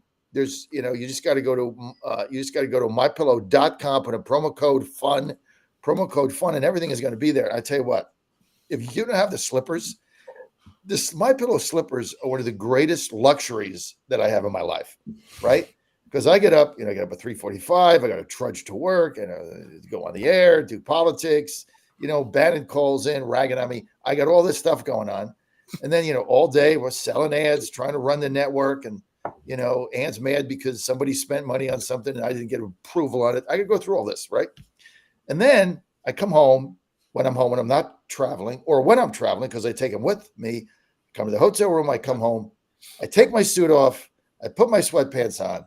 First thing I do, I put on MyPillow slippers, and I feel like $1 million. And it's like, right? Let's get a little vodka tonic here going. Let's get a little cab going. Maybe let's get a Yingling. I got my MyPillow slippers on. It's like heaven on earth. This is one of the greatest things you're ever going to get. Go to mypillow.com, promo code FUN. If you don't have the slippers, get them now. Jack's got them. Claire's got them. Ann's got them. Joe travels with them. We all got them. Best thing you're ever going to have. But just go to the site, and you're going to see so many cool things there at a great price with promo code FUN, over $75, free shipping right now. Couple things about your, incredible live read as always. Number one, though, you said somebody spends money and then Ann gets mad. That should be revised to I spent money and didn't get approval, and Ann got mad at me because I spent a bunch of money that she told me not to. Probably in 4 emails said, do not do this, and you did anyway. So no, she didn't tell me not to. I just forgot to run a buyer. Yeah, that's the same thing. There's a big difference. In your world, that's the exact same thing. But so there's that. That's number one. And then number 2 is, I forgot the second thing. But Whatever it was, there was something about that live read that I was going to clear up as well. But I guess What, the we'll stick cat? So I just got to do this now with Get to the Draft. So our cat Sammy, this is a humongous cat. I mean, you should see this cat. I mean, his paws are huge. He's got the biggest cat litter box that we had to buy. We had to order it special. You could put a bobcat in this thing, and he still makes a mess. The thing is like huge. You got a cover on it. You got to get into the screen. Little flaps. It's still a mess. So we'll go to bed, right? And he'll come into bed, and he'll go right in the corner of the bed. The little bitty piece in the corner, and he'll be like, "I'm just going to stay here. Look at me. I'm not taking up any room. This is fine. I'm just on this little itty bitty corner." Fine. You go to sleep. You wake up to go to the bathroom. He is plopped in the middle of the bed between Ann and I, sideways, spread out. And if you try to move him, he like growls at you. I'm like, "Get out of my bed. Go back to the end." But that's what they do. They scam you, and then you let them in there, and then they're in the middle, spread out. And that's unbelievable. I remember what it was I just love that you complain about politics 24/7. Like, you seem so miserable talking about politics all the time. You're always just like, "Oh my God, I got to get up in the morning and do my job and talk about these stupid politics all day long." So I hope retirement is in your future at some point, because you you seem to be getting tired of all the politics here. 2 Godzilla wins every day. I'm fine because I got to get up. It's like, okay, how is Mike Johnson going to screw us today? Why do we have spying by the FBI without surveillance? Are they going to vacate him? I mean, what is Biden doing? What's he mumbling about today? I got to go on this every day. By the way, for those out there, I'll put my own promo in. President Trump is joining me. Special edition Monday night, 6 p.m. President Trump will be with me, calling in a special edition, 6 p.m. on Monday night, on the eve of the Pennsylvania primary. I'm a candidate for delegate, and so he's calling in from New York City. All the things he's got going on. He's such a good guy to me, and has been so good. And so he says, "Look, I'm not going to leave you guys hanging. I'll find a way to make it work." So 6 p.m. Eastern, President Trump calling in to our network and my show, special edition, 6 p.m. on Monday. Early on in the beleaguered Trump years when he was president, I was tending bar in Reno, and I tended bar at like I did a lot of early shifts, so I'd open the bar up or whatever. And I used to have this guy come in, and this just reminded me because you're talking about Biden mumbling. I used to have this guy come in, and he would open up the newspaper every day, and he would look at me, and he'd just go, "Let's see what mischief he's getting up to today." So there you go. little bit of politics for you. Let's get to the draft here. I don't know what we're talking about. So NFL draft coming up. Super exciting. We're plugged Godzilla Wins here. We got Toby Reithway's 2024 NFL draft article. Toby this is his passion, is the draft. These draft articles that he does. It takes him a long time. He watches a ton of film. So check him out. He's very funny. If you've ever read his stuff before, he's pretty entertaining. The article is 17,000 words, Dan.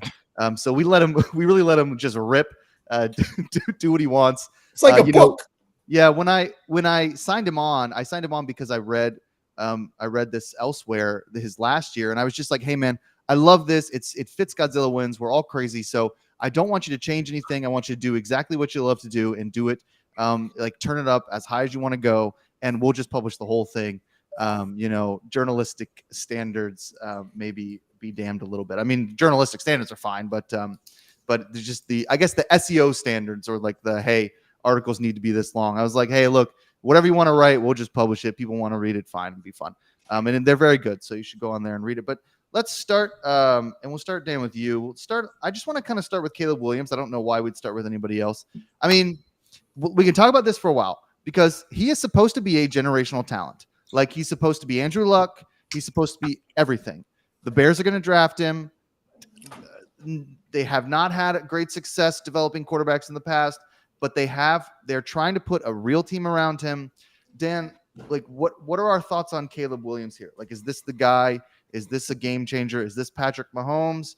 Or, I mean, is he Trevor Lawrence? I mean, who's good, serviceable, but not Patrick Mahomes. I was about to say, I think that might be a little unfair to Trevor Lawrence. I mean, I think this could go badly wrong for the Bears. Like, Caleb Williams seems kind of pedestrian to me. He kind of panicked when things didn't go well at USC this last year. And I think the Bears are honestly making a mistake here. I think what they should have done is kept Justin Fields and got him some help, similar to what the Lions did with Jared Goff.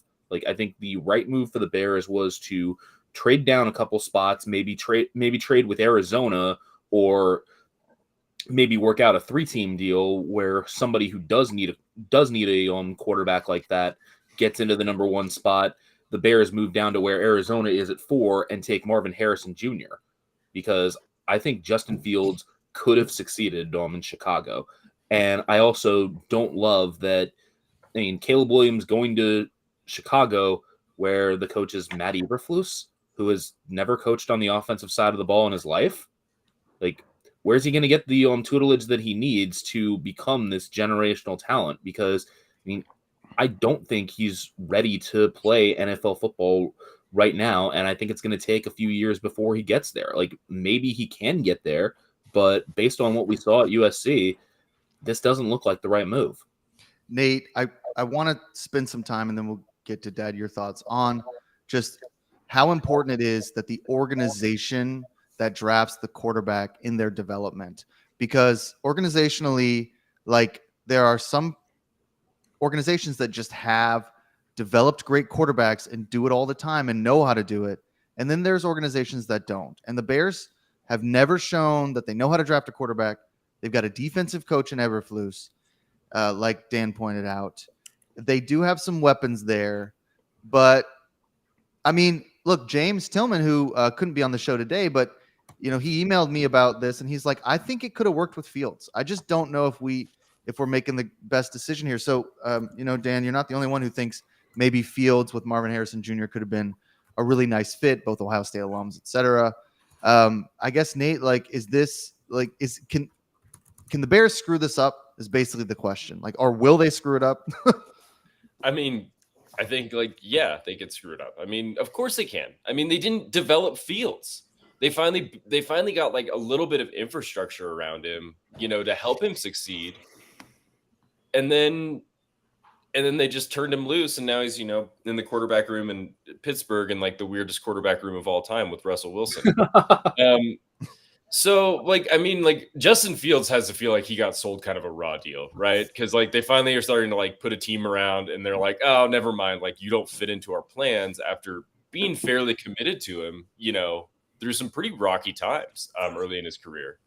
So, but I mean, yeah, they're the Bears. They have developed no quarterbacks organizationally ever. I don't know why that would help. Like, Eberflus was in charge of developing Fields, and he didn't do a very good job. So, like, why would Caleb Williams be any better? I guess. And like, and then you look back and it's like, who's the best quarterback that they've drafted, like, in their history? Like, Jay Cutler. Yeah. They didn't draft Cutler. They traded for him. That's right. Yeah. Because he had a drinking problem. So the Broncos moved off him. Also, one thing I forgot to mention about Caleb Williams.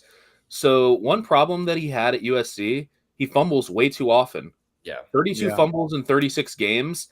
And we know that the Big Ten hasn't noticed this, but Chicago is kind of not Los Angeles, and it's actually cold and snowy there. Like, how's he going to hold on to the ball in November in a winter storm when he couldn't do it in the sunshine of LA? Dude, I watched Desmond Ridder fumble the ball 1,000 times in a dome.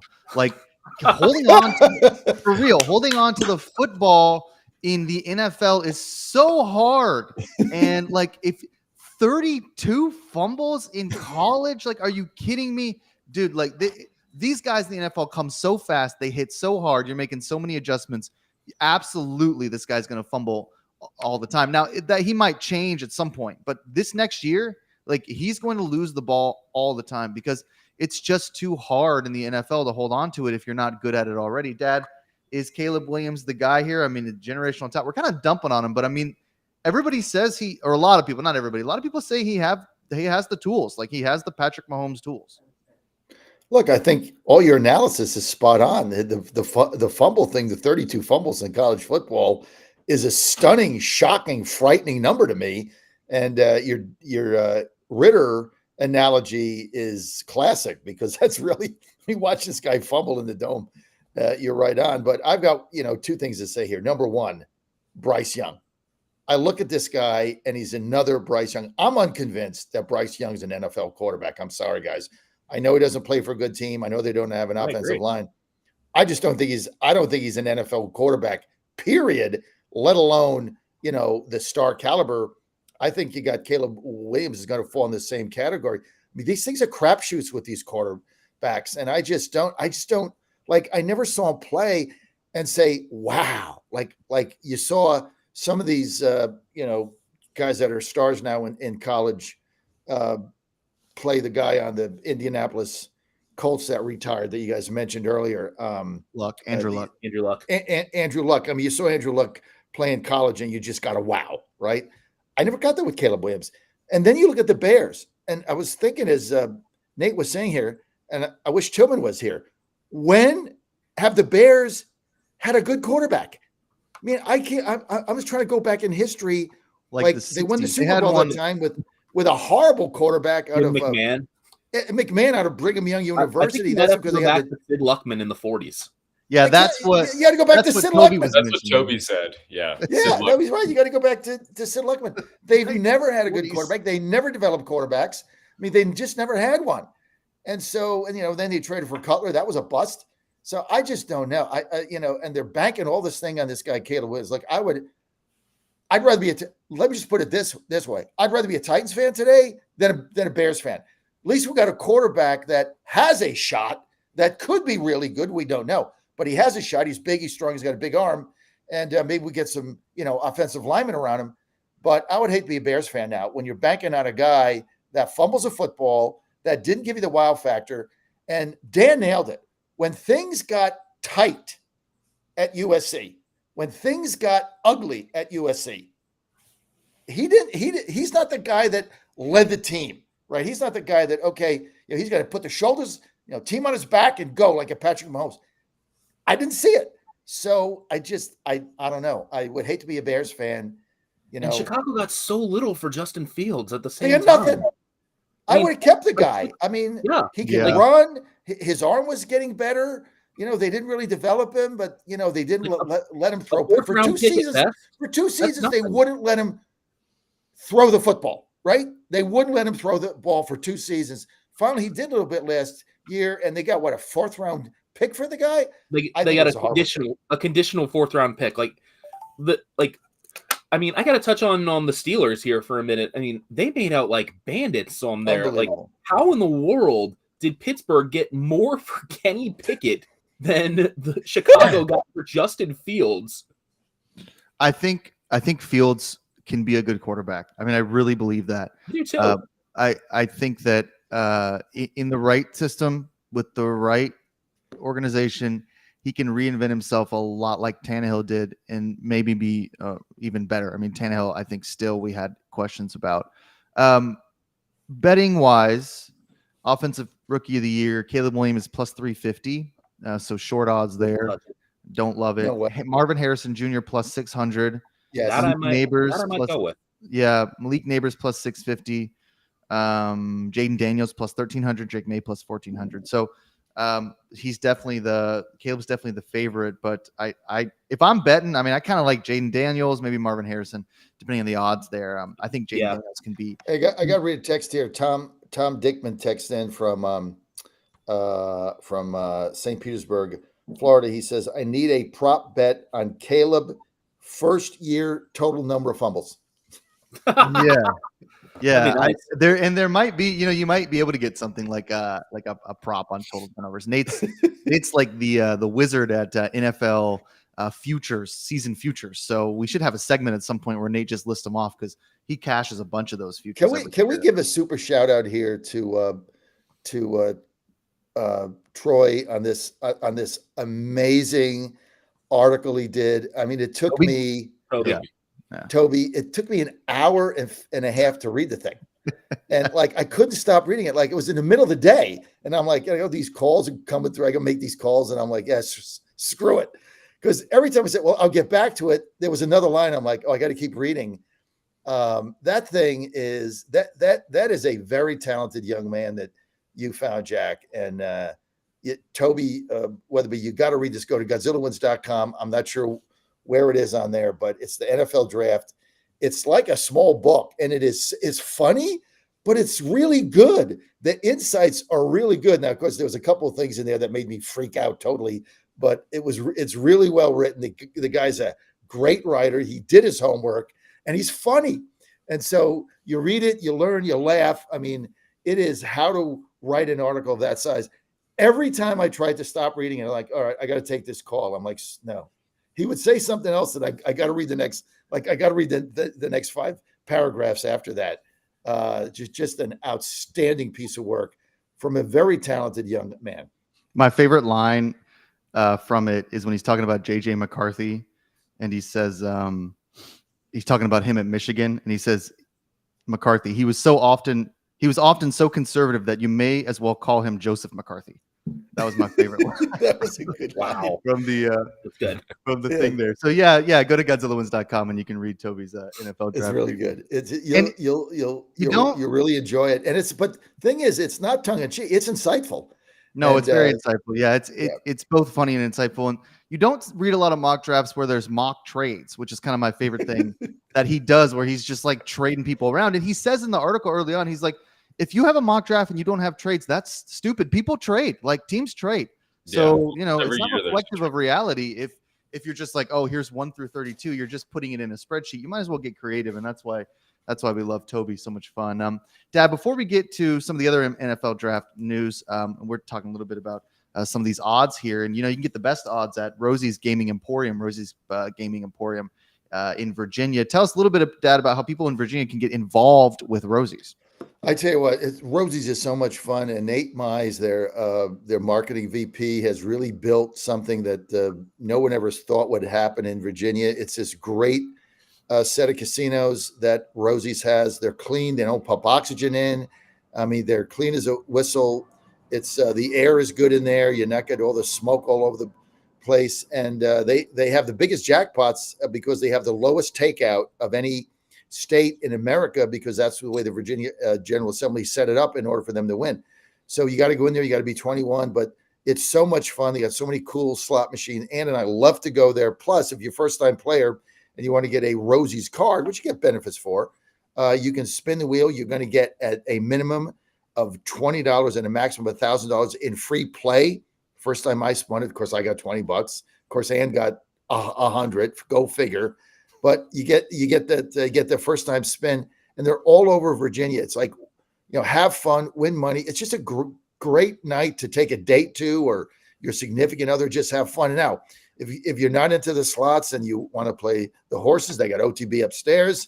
If you want to bet the hockey game tonight, or the Major League Baseball game, or the NBA games, they got that upstairs. All of the casinos are just top draw, super clean. Win money, have fun. Just go to rosiegaming.com. They're all over Virginia. Nothing you're going to find is over like 45 minutes from wherever you live. Go to rosiegaming.com, rosiegaming.com. Have fun, win money. Great place for a date night. One of my favorites. So we're listening to the Godzilla Wins Saturday Pick Show here. We're talking NFL draft. I want to stick with the quarterbacks. I know some people listen to this stuff and they think, oh, well, why don't you talk about the offensive linemen? Or, there's a lot of really good inside linebackers. And that's true. There is. And we can get to some of that. But people care about quarterbacks. That's what people like to talk about. That's the most influential position on the field by 1,000. So let's stick with the quarterbacks. And we have 3 other ones. And usually what happens is one quarterback a draft pans out. Like maybe 2 if you're lucky. But it's usually only 1. So this year you've got Caleb Williams. You have Drake May, Jaden Daniels, and JJ McCarthy. Those are the big 4. There are other quarterbacks in the draft that could pan out. These are the big 4. So, Nate, we'll start with you here. Talking Drake May, Jaden Daniels, and JJ McCarthy. Like, perfect world scenario, who do you want? Or if you're running a team, or just generally, who do you think has the best chance of just becoming that top 20, top 15 quarterback, top 10 quarterback out of this draft pool? I mean, I think if you're playing the long game, I think probably Caleb Williams. I think just like if you just want a guy and you're just like, we're just going to see how it goes, and he could be great for the first couple of years, I think Jaden Daniels is probably the guy. I mean, until he gets hurt, until he gets, just obliterated by somebody for the first time. But I think Jaden Daniels will provide instant spark for whoever he's playing for. I mean, Washington, whatever. If he goes to Washington or New England, or if somebody trades up to get him, I think that he'll provide like a real instant spark. I think that he'll be, more noticeably just like, oh, this guy's like pretty good, as opposed to like Drake May, who may struggle a little bit, or JJ McCarthy, who like we have no idea like what he can do really, other than have the best pro day that Jim Harbaugh's ever seen.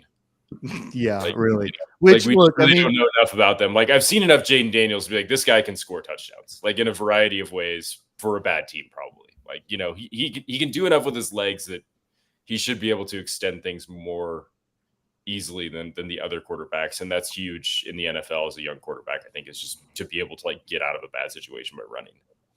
Yeah, I mean, it's extremely important, so long as you don't bail out every single time. Dan mentioned this in the chat. We can do this, Dan. Play basically start, bench, cut. So if you take Caleb out of the mix, you got Drake May, Jaden Daniels, JJ McCarthy. Who do you start? Who do you bench? Who do you cut, and why? Dan, we'll start with you here, since Nate gave his take. Then we'll go to Dad. You got those three quarterbacks. Yeah. What are you doing with them? You made it real easy there by taking Caleb out of the equation, because he would have been my cut for sure. But yeah, like I think Nate nailed it. I absolutely start Jaden Daniels. I bench Drake May. I think there's something there, but it's going to take some time and the right team to unlock it. And I cut JJ McCarthy. I just don't think he's an NFL caliber quarterback. And I think the work that's going to go into him is going to take a lot. Why are we all like, NFL teams seem to like JJ McCarthy a little bit? What is it NFL that we teams also don't like Josh Freeman? How did What's that the pan out? fascination with NFL teams wanting like this ball of clay type of quarterback, like JJ McCarthy or Drake May, where they're like, they're just raw and we can shape them into the best quarterback? Like, how often does this happen where you get a guy who's raw, but we think we can fix him in the NFL? Like, it never translates. Like Vince Young. That was Vince Young. That was Vince Young of Texas. Story. Right? Yeah. Vince Young of Texas. He had all this talent, was raw. They were going to mold him. Guy was a total bust. That's what I'm saying. It's very difficult to do. And so look, I mean, we've all seen JJ McCarthy play. We all like him. I mean, he's a tough kid, but is he an NFL quarterback? I mean, I think he's the next the next bust out there. I mean, it's really tough to play at that level of speed. When you can't do it in college, I don't see how you're going to jump up and do it to the professional level. So I just don't see it. If I had to pick between May or JJ, I would go with Derek May. At least I saw, some really flashes of brilliance there. And, he also played for a very veteran coach that knows what he's doing, that's run a lot of different offenses. So if I had to pick one of the two, I'd pick May. I mean, when you look at McCarthy in Michigan, I mean, they ran the football bajillion times. He ran a lot. You're not going to do that in the NFL because he doesn't have that much speed. They just had a pretty good offensive line. So, and he made some passes, but he missed a lot of passes as well. I don't see the guy as an NFL quarterback. Maybe he'll be a backup somewhere, but I think May's got more upside, only because of the system that he came out of. And if you look at that head coach there, that veteran coach, and he puts a lot into developing his players, especially in this new era of portals and things like that. So I would go with May in a heartbeat before I would go with McCarthy. The worst thing, like the thing I hate to hear, in these NFL teams just get addicted to this line of thinking, is he's a winner, right? And that's one of the things about McCarthy. He does what it takes to win the game. And he does what he's asked to do, and nothing more and nothing less. And then because he's playing for Michigan. I mean, well, come on, man. It's just a stupid way to evaluate quarterbacks. Exactly. Like he's a winner doesn't mean anything. Like, he was on an incredible team, and he did do what he was asked to do, but they limited him. Any time in college where you have a team that is like, we'll run the ball 40 straight times, I can't be super confident that the quarterback's any good, because their coaching staff doesn't think so. And I know Harbaugh was suspended that game, and the running backs coach was calling the plays, so of course he's going to call more runs. But and it was working, sure, but that's not like Lance McCullers throwing 30 straight curveballs in a World Series. Like, if you're running the ball that much, you don't trust your quarterback. And if Michigan can't trust him, I don't know how I'm supposed to trust him. Now, I do want to stick up for him a little bit because although I don't know why, because like the other problem is he runs out of clean pockets. That's an issue. Like, why are you running out of clean pockets to get to the sideline? Does that all the time. And then he settles for that 4-yard throw constantly. He never takes a shot downfield. In the NFL, you have to make big plays. Sometimes you can't nickel and dime everyone like Alex Smith. 4 yards here, 3 yards there, 2 yards there, 6 yards there. I mean, we saw that Garoppolo, will do that a lot too. And I mean, it's successful only in the best of situations. It's not successful in the worst of situations. And if McCarthy goes a little bit higher, like for instance, if he goes to New England at 3, or Oakland, or some of these other teams looking for a quarterback that don't have a whole lot of weapons and really don't have a good offensive line. Like, I just see this as a total failure. Maybe more a Mac Jones situation than anything else, but I don't know. I mean, it's so hard to know. Mac Jones is that's a great analogy. I see him as a Mac Jones, right? Like, Mac Jones came up as a rookie after Brady left, and I think New England might have made the playoffs, or they won a couple big games, and he had some good games. But I mean, it's kind of like the guy in the Giants that they paid all that money to, Daniel whatever his Daniel name Jones. is. What? Daniel Jones. Yeah, I mean, they gave him all that money. He had a couple good games. I would like, if the Titans were banking on McCarthy, I'd be like, you know what a freaking clown show. Okay, because he's just not going to do the job. This is make or break for Daniel Jones, because I'm pretty sure that the Giants are going to get him either probably Neighbors, or if Harrison falls to them, that'll be the way they go. So if he can't get it done with that kind of talent at wide receiver, then the Giants are going to be picking a quarterback for sure next season. Yeah, and all that money they sunk into him, that dead cap money is going to hamper that team for a long time. This is one of the problems in the NFL. You give that kind of money out, man, you got to be sure you get an ROI on it, because otherwise you got dead cap money and you can't get the best players. I mean, it really hampers a team. And I think that's one of the Giants' issues. I think the Giants signing Jones was fine. Like, you have to sign your guy, right? Like, he's not any good, but there just aren't that many good quarterbacks. Like, that's just the problem here. Is there just not that many that pan out. And if you have one of the top 5, then you can win a Super Bowl. And if you don't, you can't. And if you think, like, the problem with these free agencies or drafting, I think if I'm an NFL GM, I'm thinking, well, what is out there other than Daniel Jones? I mean, I understand Daniel Jones isn't good, but Justin Fields, like, who am I going to go out and get in free agency other than Kirk Cousins, who is, serviceable, but has also never won a Super Bowl? And like, it's just, or I just draft one and take another chance and hope, blah, blah, blah. I mean, it's just so many. The thing about quarterbacks is that there's just so much, or NFL teams in general, there's just so much going on with these NFL teams that it's so hard to put one together. Dad, let's go ahead. Like, when you look at like the top 5, it's like, Patrick Mahomes was mid first round pick. Jalen Hurts was a second round pick. If we're just looking at like the top 5, quarterbacks ish, Joe Burrow was, first. Josh Allen was a first round pick. But like, there's a lot of guys that just aren't the number 1 overall pick that are good in the NFL. Like, Aaron Rodgers went into first round, on and on and on. Like, it's just like the idea that, you can only find a quarterback at the top 2, which seems like what a lot of NFL teams are, like, just seems to be folly. Like, for every, couple of hits, there's, the greatest quarterback in NFL history now came at pick 199. Right.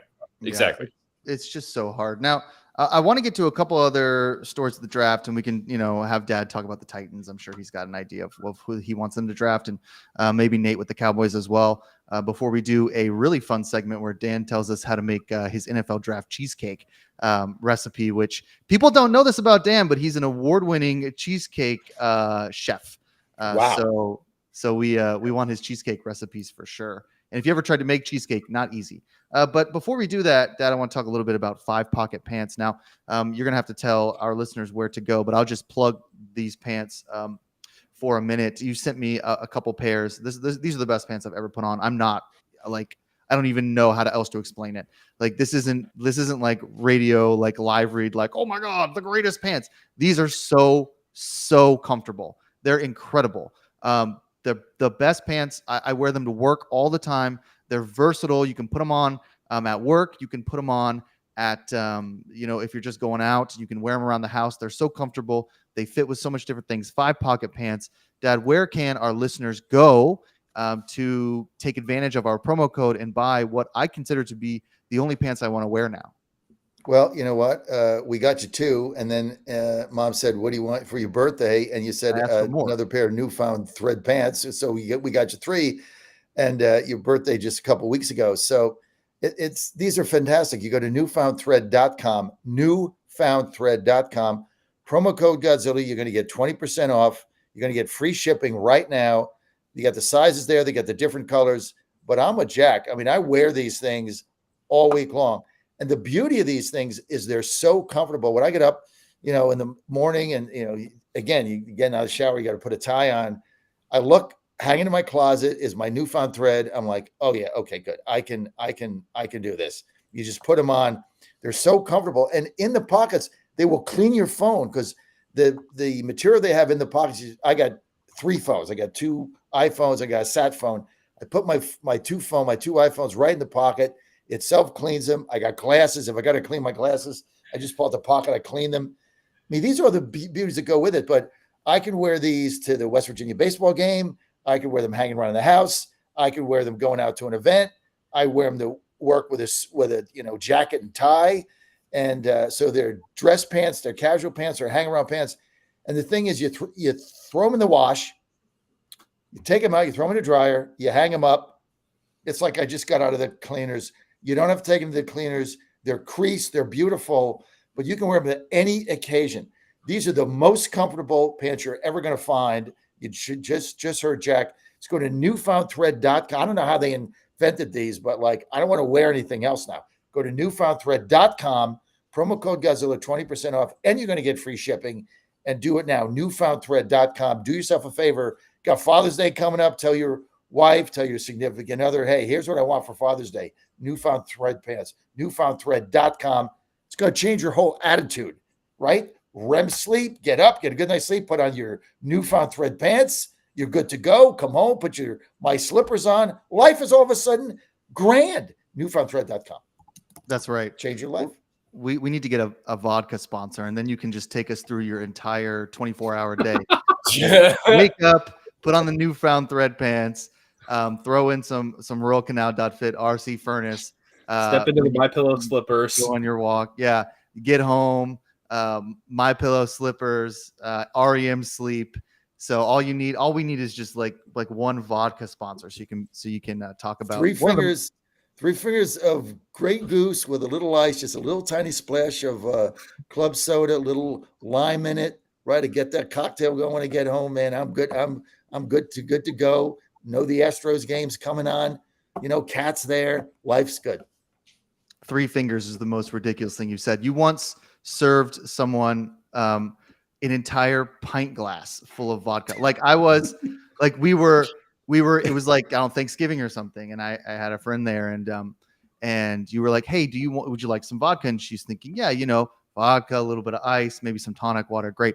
And you were just like, well, here's what I make, and it was just like 16 ounces of vodka. There wasn't even any ice in it. And you were just like, yeah, this is great. I do this all the time.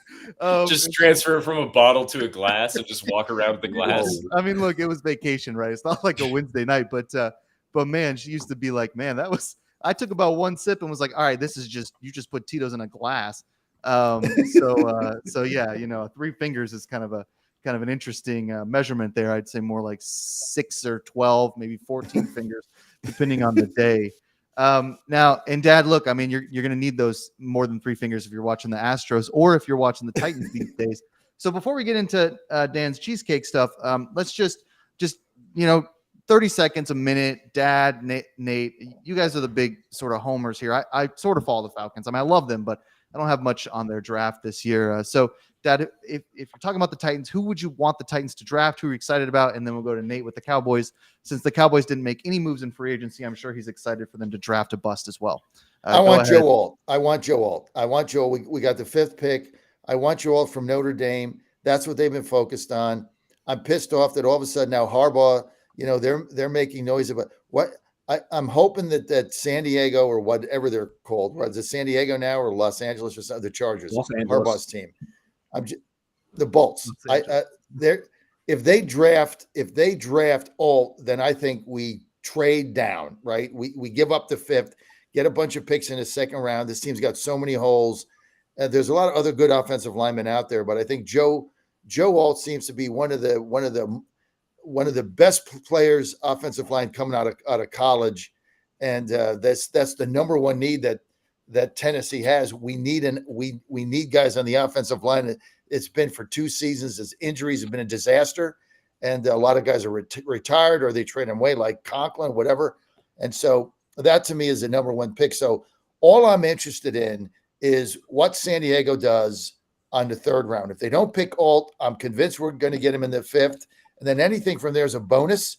I think we need a tight end. That's going to be number 2. We just traded for a wide receiver, but look, I mean, you can't. The problem with wide receivers is they get hurt, so that's been a downside of us. We need secondary. We got so many problems, but if you can't protect the quarterback, if you can't protect Will Levis, you're not going anywhere. You don't have Derrick Henry.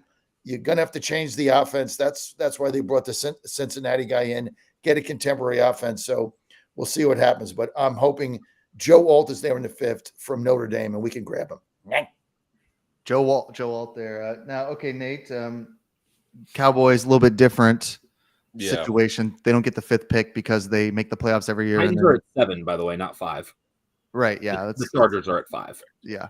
5 and 7. Okay, thank you. Yeah, not 3 and 5. Yeah, 3 is the Patriots. Right. People are interested to see what they do as well. So Nate, you Cowboys fan, who do you hope they draft, or does it matter because Jerry Jones is making the decisions? I mean, ultimately, it doesn't matter because they'll still find a way to lose in the playoffs in the 1st round next season, if they even make the playoffs. But I think that,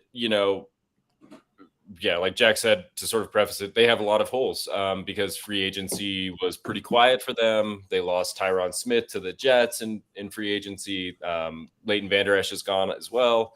So they have holes on the offensive line. They have holes at linebacker, perpetually, for the last couple of seasons, it's been who's going to be the number 2 wide receiver behind CeeDee Lamb. They've struggled to fill that hole. So there's a lot of ways they can go. My head says they probably just start working on the offensive line again. They get Mims or they get Morgan from Arizona. They get some sort of offensive tackle and they start trying to rebuild the offensive line. My heart just wants them to be an exciting offense, and I would be also totally fine with them just getting a wide receiver like Xavier Worthy from Texas if he can fall in the 1st round, something like that. Electric speed to put next to CeeDee Lamb could be the difference too. So probably offensive help. I just don't know if it'll come on the line or in a wide receiver. Yeah, hard to know what the Cowboys will do. There are a lot of good offensive linemen in this draft. Some good, and a lot of good wide receivers. Yeah, a lot of good wide receivers. Really thin on the defensive side. So if you're in need of an edge rusher, there's a couple good ones. Linebackers really struggling. And that's one thing Toby brought up in his analysis that I think is important, where he was like, there are so many bad inside linebackers, and secondary in this draft that you have to assume that some of these quarterbacks were playing against these teams with some trash defensive secondaries and linebackers. Now, not every linebacker who's playing is eligible for the draft, so there's some flaws in that logic, but it is kind of an interesting thing to think about. Really thin defensively, so if this is a offensive heavy, if you need a lineman, there will be linemen to take. So even if there's not Alt at 7, Dad, they probably will take a lineman, and there'll be plenty available. Before we get into Dan's cheesecake recipe, because cheesecake can be a little hard calorically, don't forget RC Furnace. RoyalCanal.fit royalcanal.fit, royalcanal.fit. RC Furnaces, Royal Canal's RC Furnace is just the pre-workout that I use. I love it. A little bit of caffeine. And what it does is it oxidizes the muscles. So it helps you burn fat that way. It has helped me cut down a little bit on some of that weight as well. So you use the promo code Godzilla and you get 3 for the price of 2 at royalcanal.fit. Okay, Dan, last segment here. Last week we did Nate's Azalea drink, which he made at the bar there, and showed us how to make a nice little drink for the Masters. Now, you had emailed me and you said, hey, listen, if we're doing some recipe stuff, I'd make a cheesecake for the NFL draft. So we want to hear all about this because you are like an award-winning cheesecake artiste, I think. So we want what have you won? I mean, I can't. That was the 2010 Eastern Idaho State Fair. First place. What was the cheesecake? That was a mint chocolate one. All right.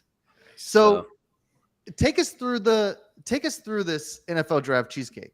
Okay, so for the NFL draft 1 year, so in college, back when the draft was held on Saturday and Sunday, my friends and I would get together and watch the entire thing. So that Saturday, I decided to make a Black Forest cheesecake, and one of my friends who ended up in my wedding loved it so much that when I made the desserts for our rehearsal dinner, he specifically requested that I bring this one out again. So the Black Forest cheesecake, exactly as you'd expect, it's a chocolate cheesecake with cherries in there. So to make this cheesecake, the crust is crumbled Oreos mixed with butter. So you're going to crush 1 1/4 cups of Oreo cookies, mix that with 3 tablespoons of butter, press that into a springform or cheesecake pan. Most people are going to use a springform pan. I've been doing it so long that I actually have a couple specific cheesecake pans with a removable bottom, but springform pan will work fine. So you put that into the bottom, put that in the freezer, freeze that for 10 minutes.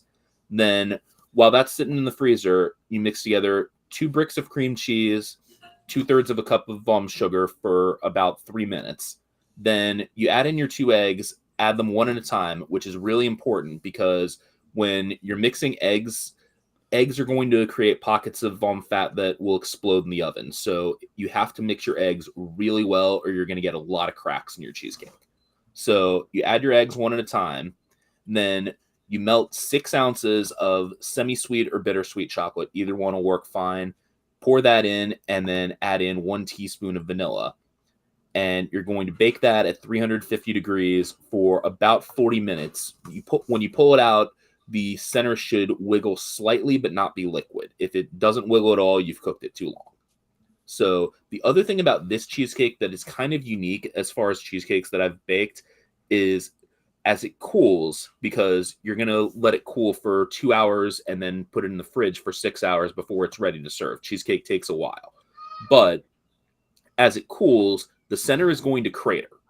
And with this cheesecake, that's a good thing because to finish it off, you pour in 1 can of cherry pie filling and that crater is going to absorb all the cherry pie filling. Wow. So you're going to get that the cherry syrup in there mixed in with the chocolate. So when you actually serve it, cut a smaller piece than you think you need for this cheesecake because this thing is very rich with the chocolate. That's incredible. This is an incredible segment. That's one of my favorite things we do now. So I've made cheesecakes before and I have made so many mistakes because they are such a difficult dessert. I mean, they're just very temperamental. And so I love the egg note there. I feel like I never get the eggs right. I get so many cracks. But if my cheesecake cratered like that, I'd have a meltdown. I mean, unless it was in the recipe, like, hey, it's I'd probably throw it out. So to know that it needs to crater after it's been sitting. This is the only cheesecake that I've made that it just develops this deep crater in the center. Most of them will sink a little bit, but this one really craters. Interesting.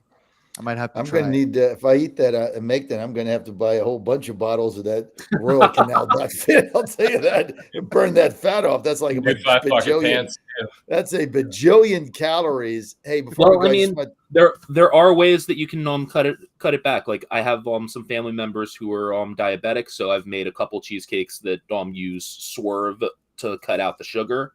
Yeah. Yeah, but that's not as good. No. Well, yeah, that's true. But I mean, then they can actually enjoy it. So I stopped making cheesecakes because of this problem. I didn't have enough people to share them with. It was kind of during COVID. I was like, I mean, I like to cook, I like to bake, so I was like, well, let me try to do cheesecakes as much, like get good at it, and I got okay. But then you have cheesecake, and you're just like, oh my god, like I need to either get rid of it, like there's so much cheesecake just sitting there. And it is very difficult to control yourself with good cheesecake in the house if you like it. I mean, some people don't, but I certainly do. So listen, that's the Godzilla Win Saturday Pick Show. Glad we had that segment. We're going to do this a lot. Maybe I'll come in with a recipe next week. We all like to cook except for Dad. He can just sit here and take notes. So thanks for listening to Godzilla Win Saturday Pick Show. NFL Draft should be a lot of fun. We'll be back next week talking some more sports with you. We're here every week from 8 to 10 Eastern time. Next up is the War Room.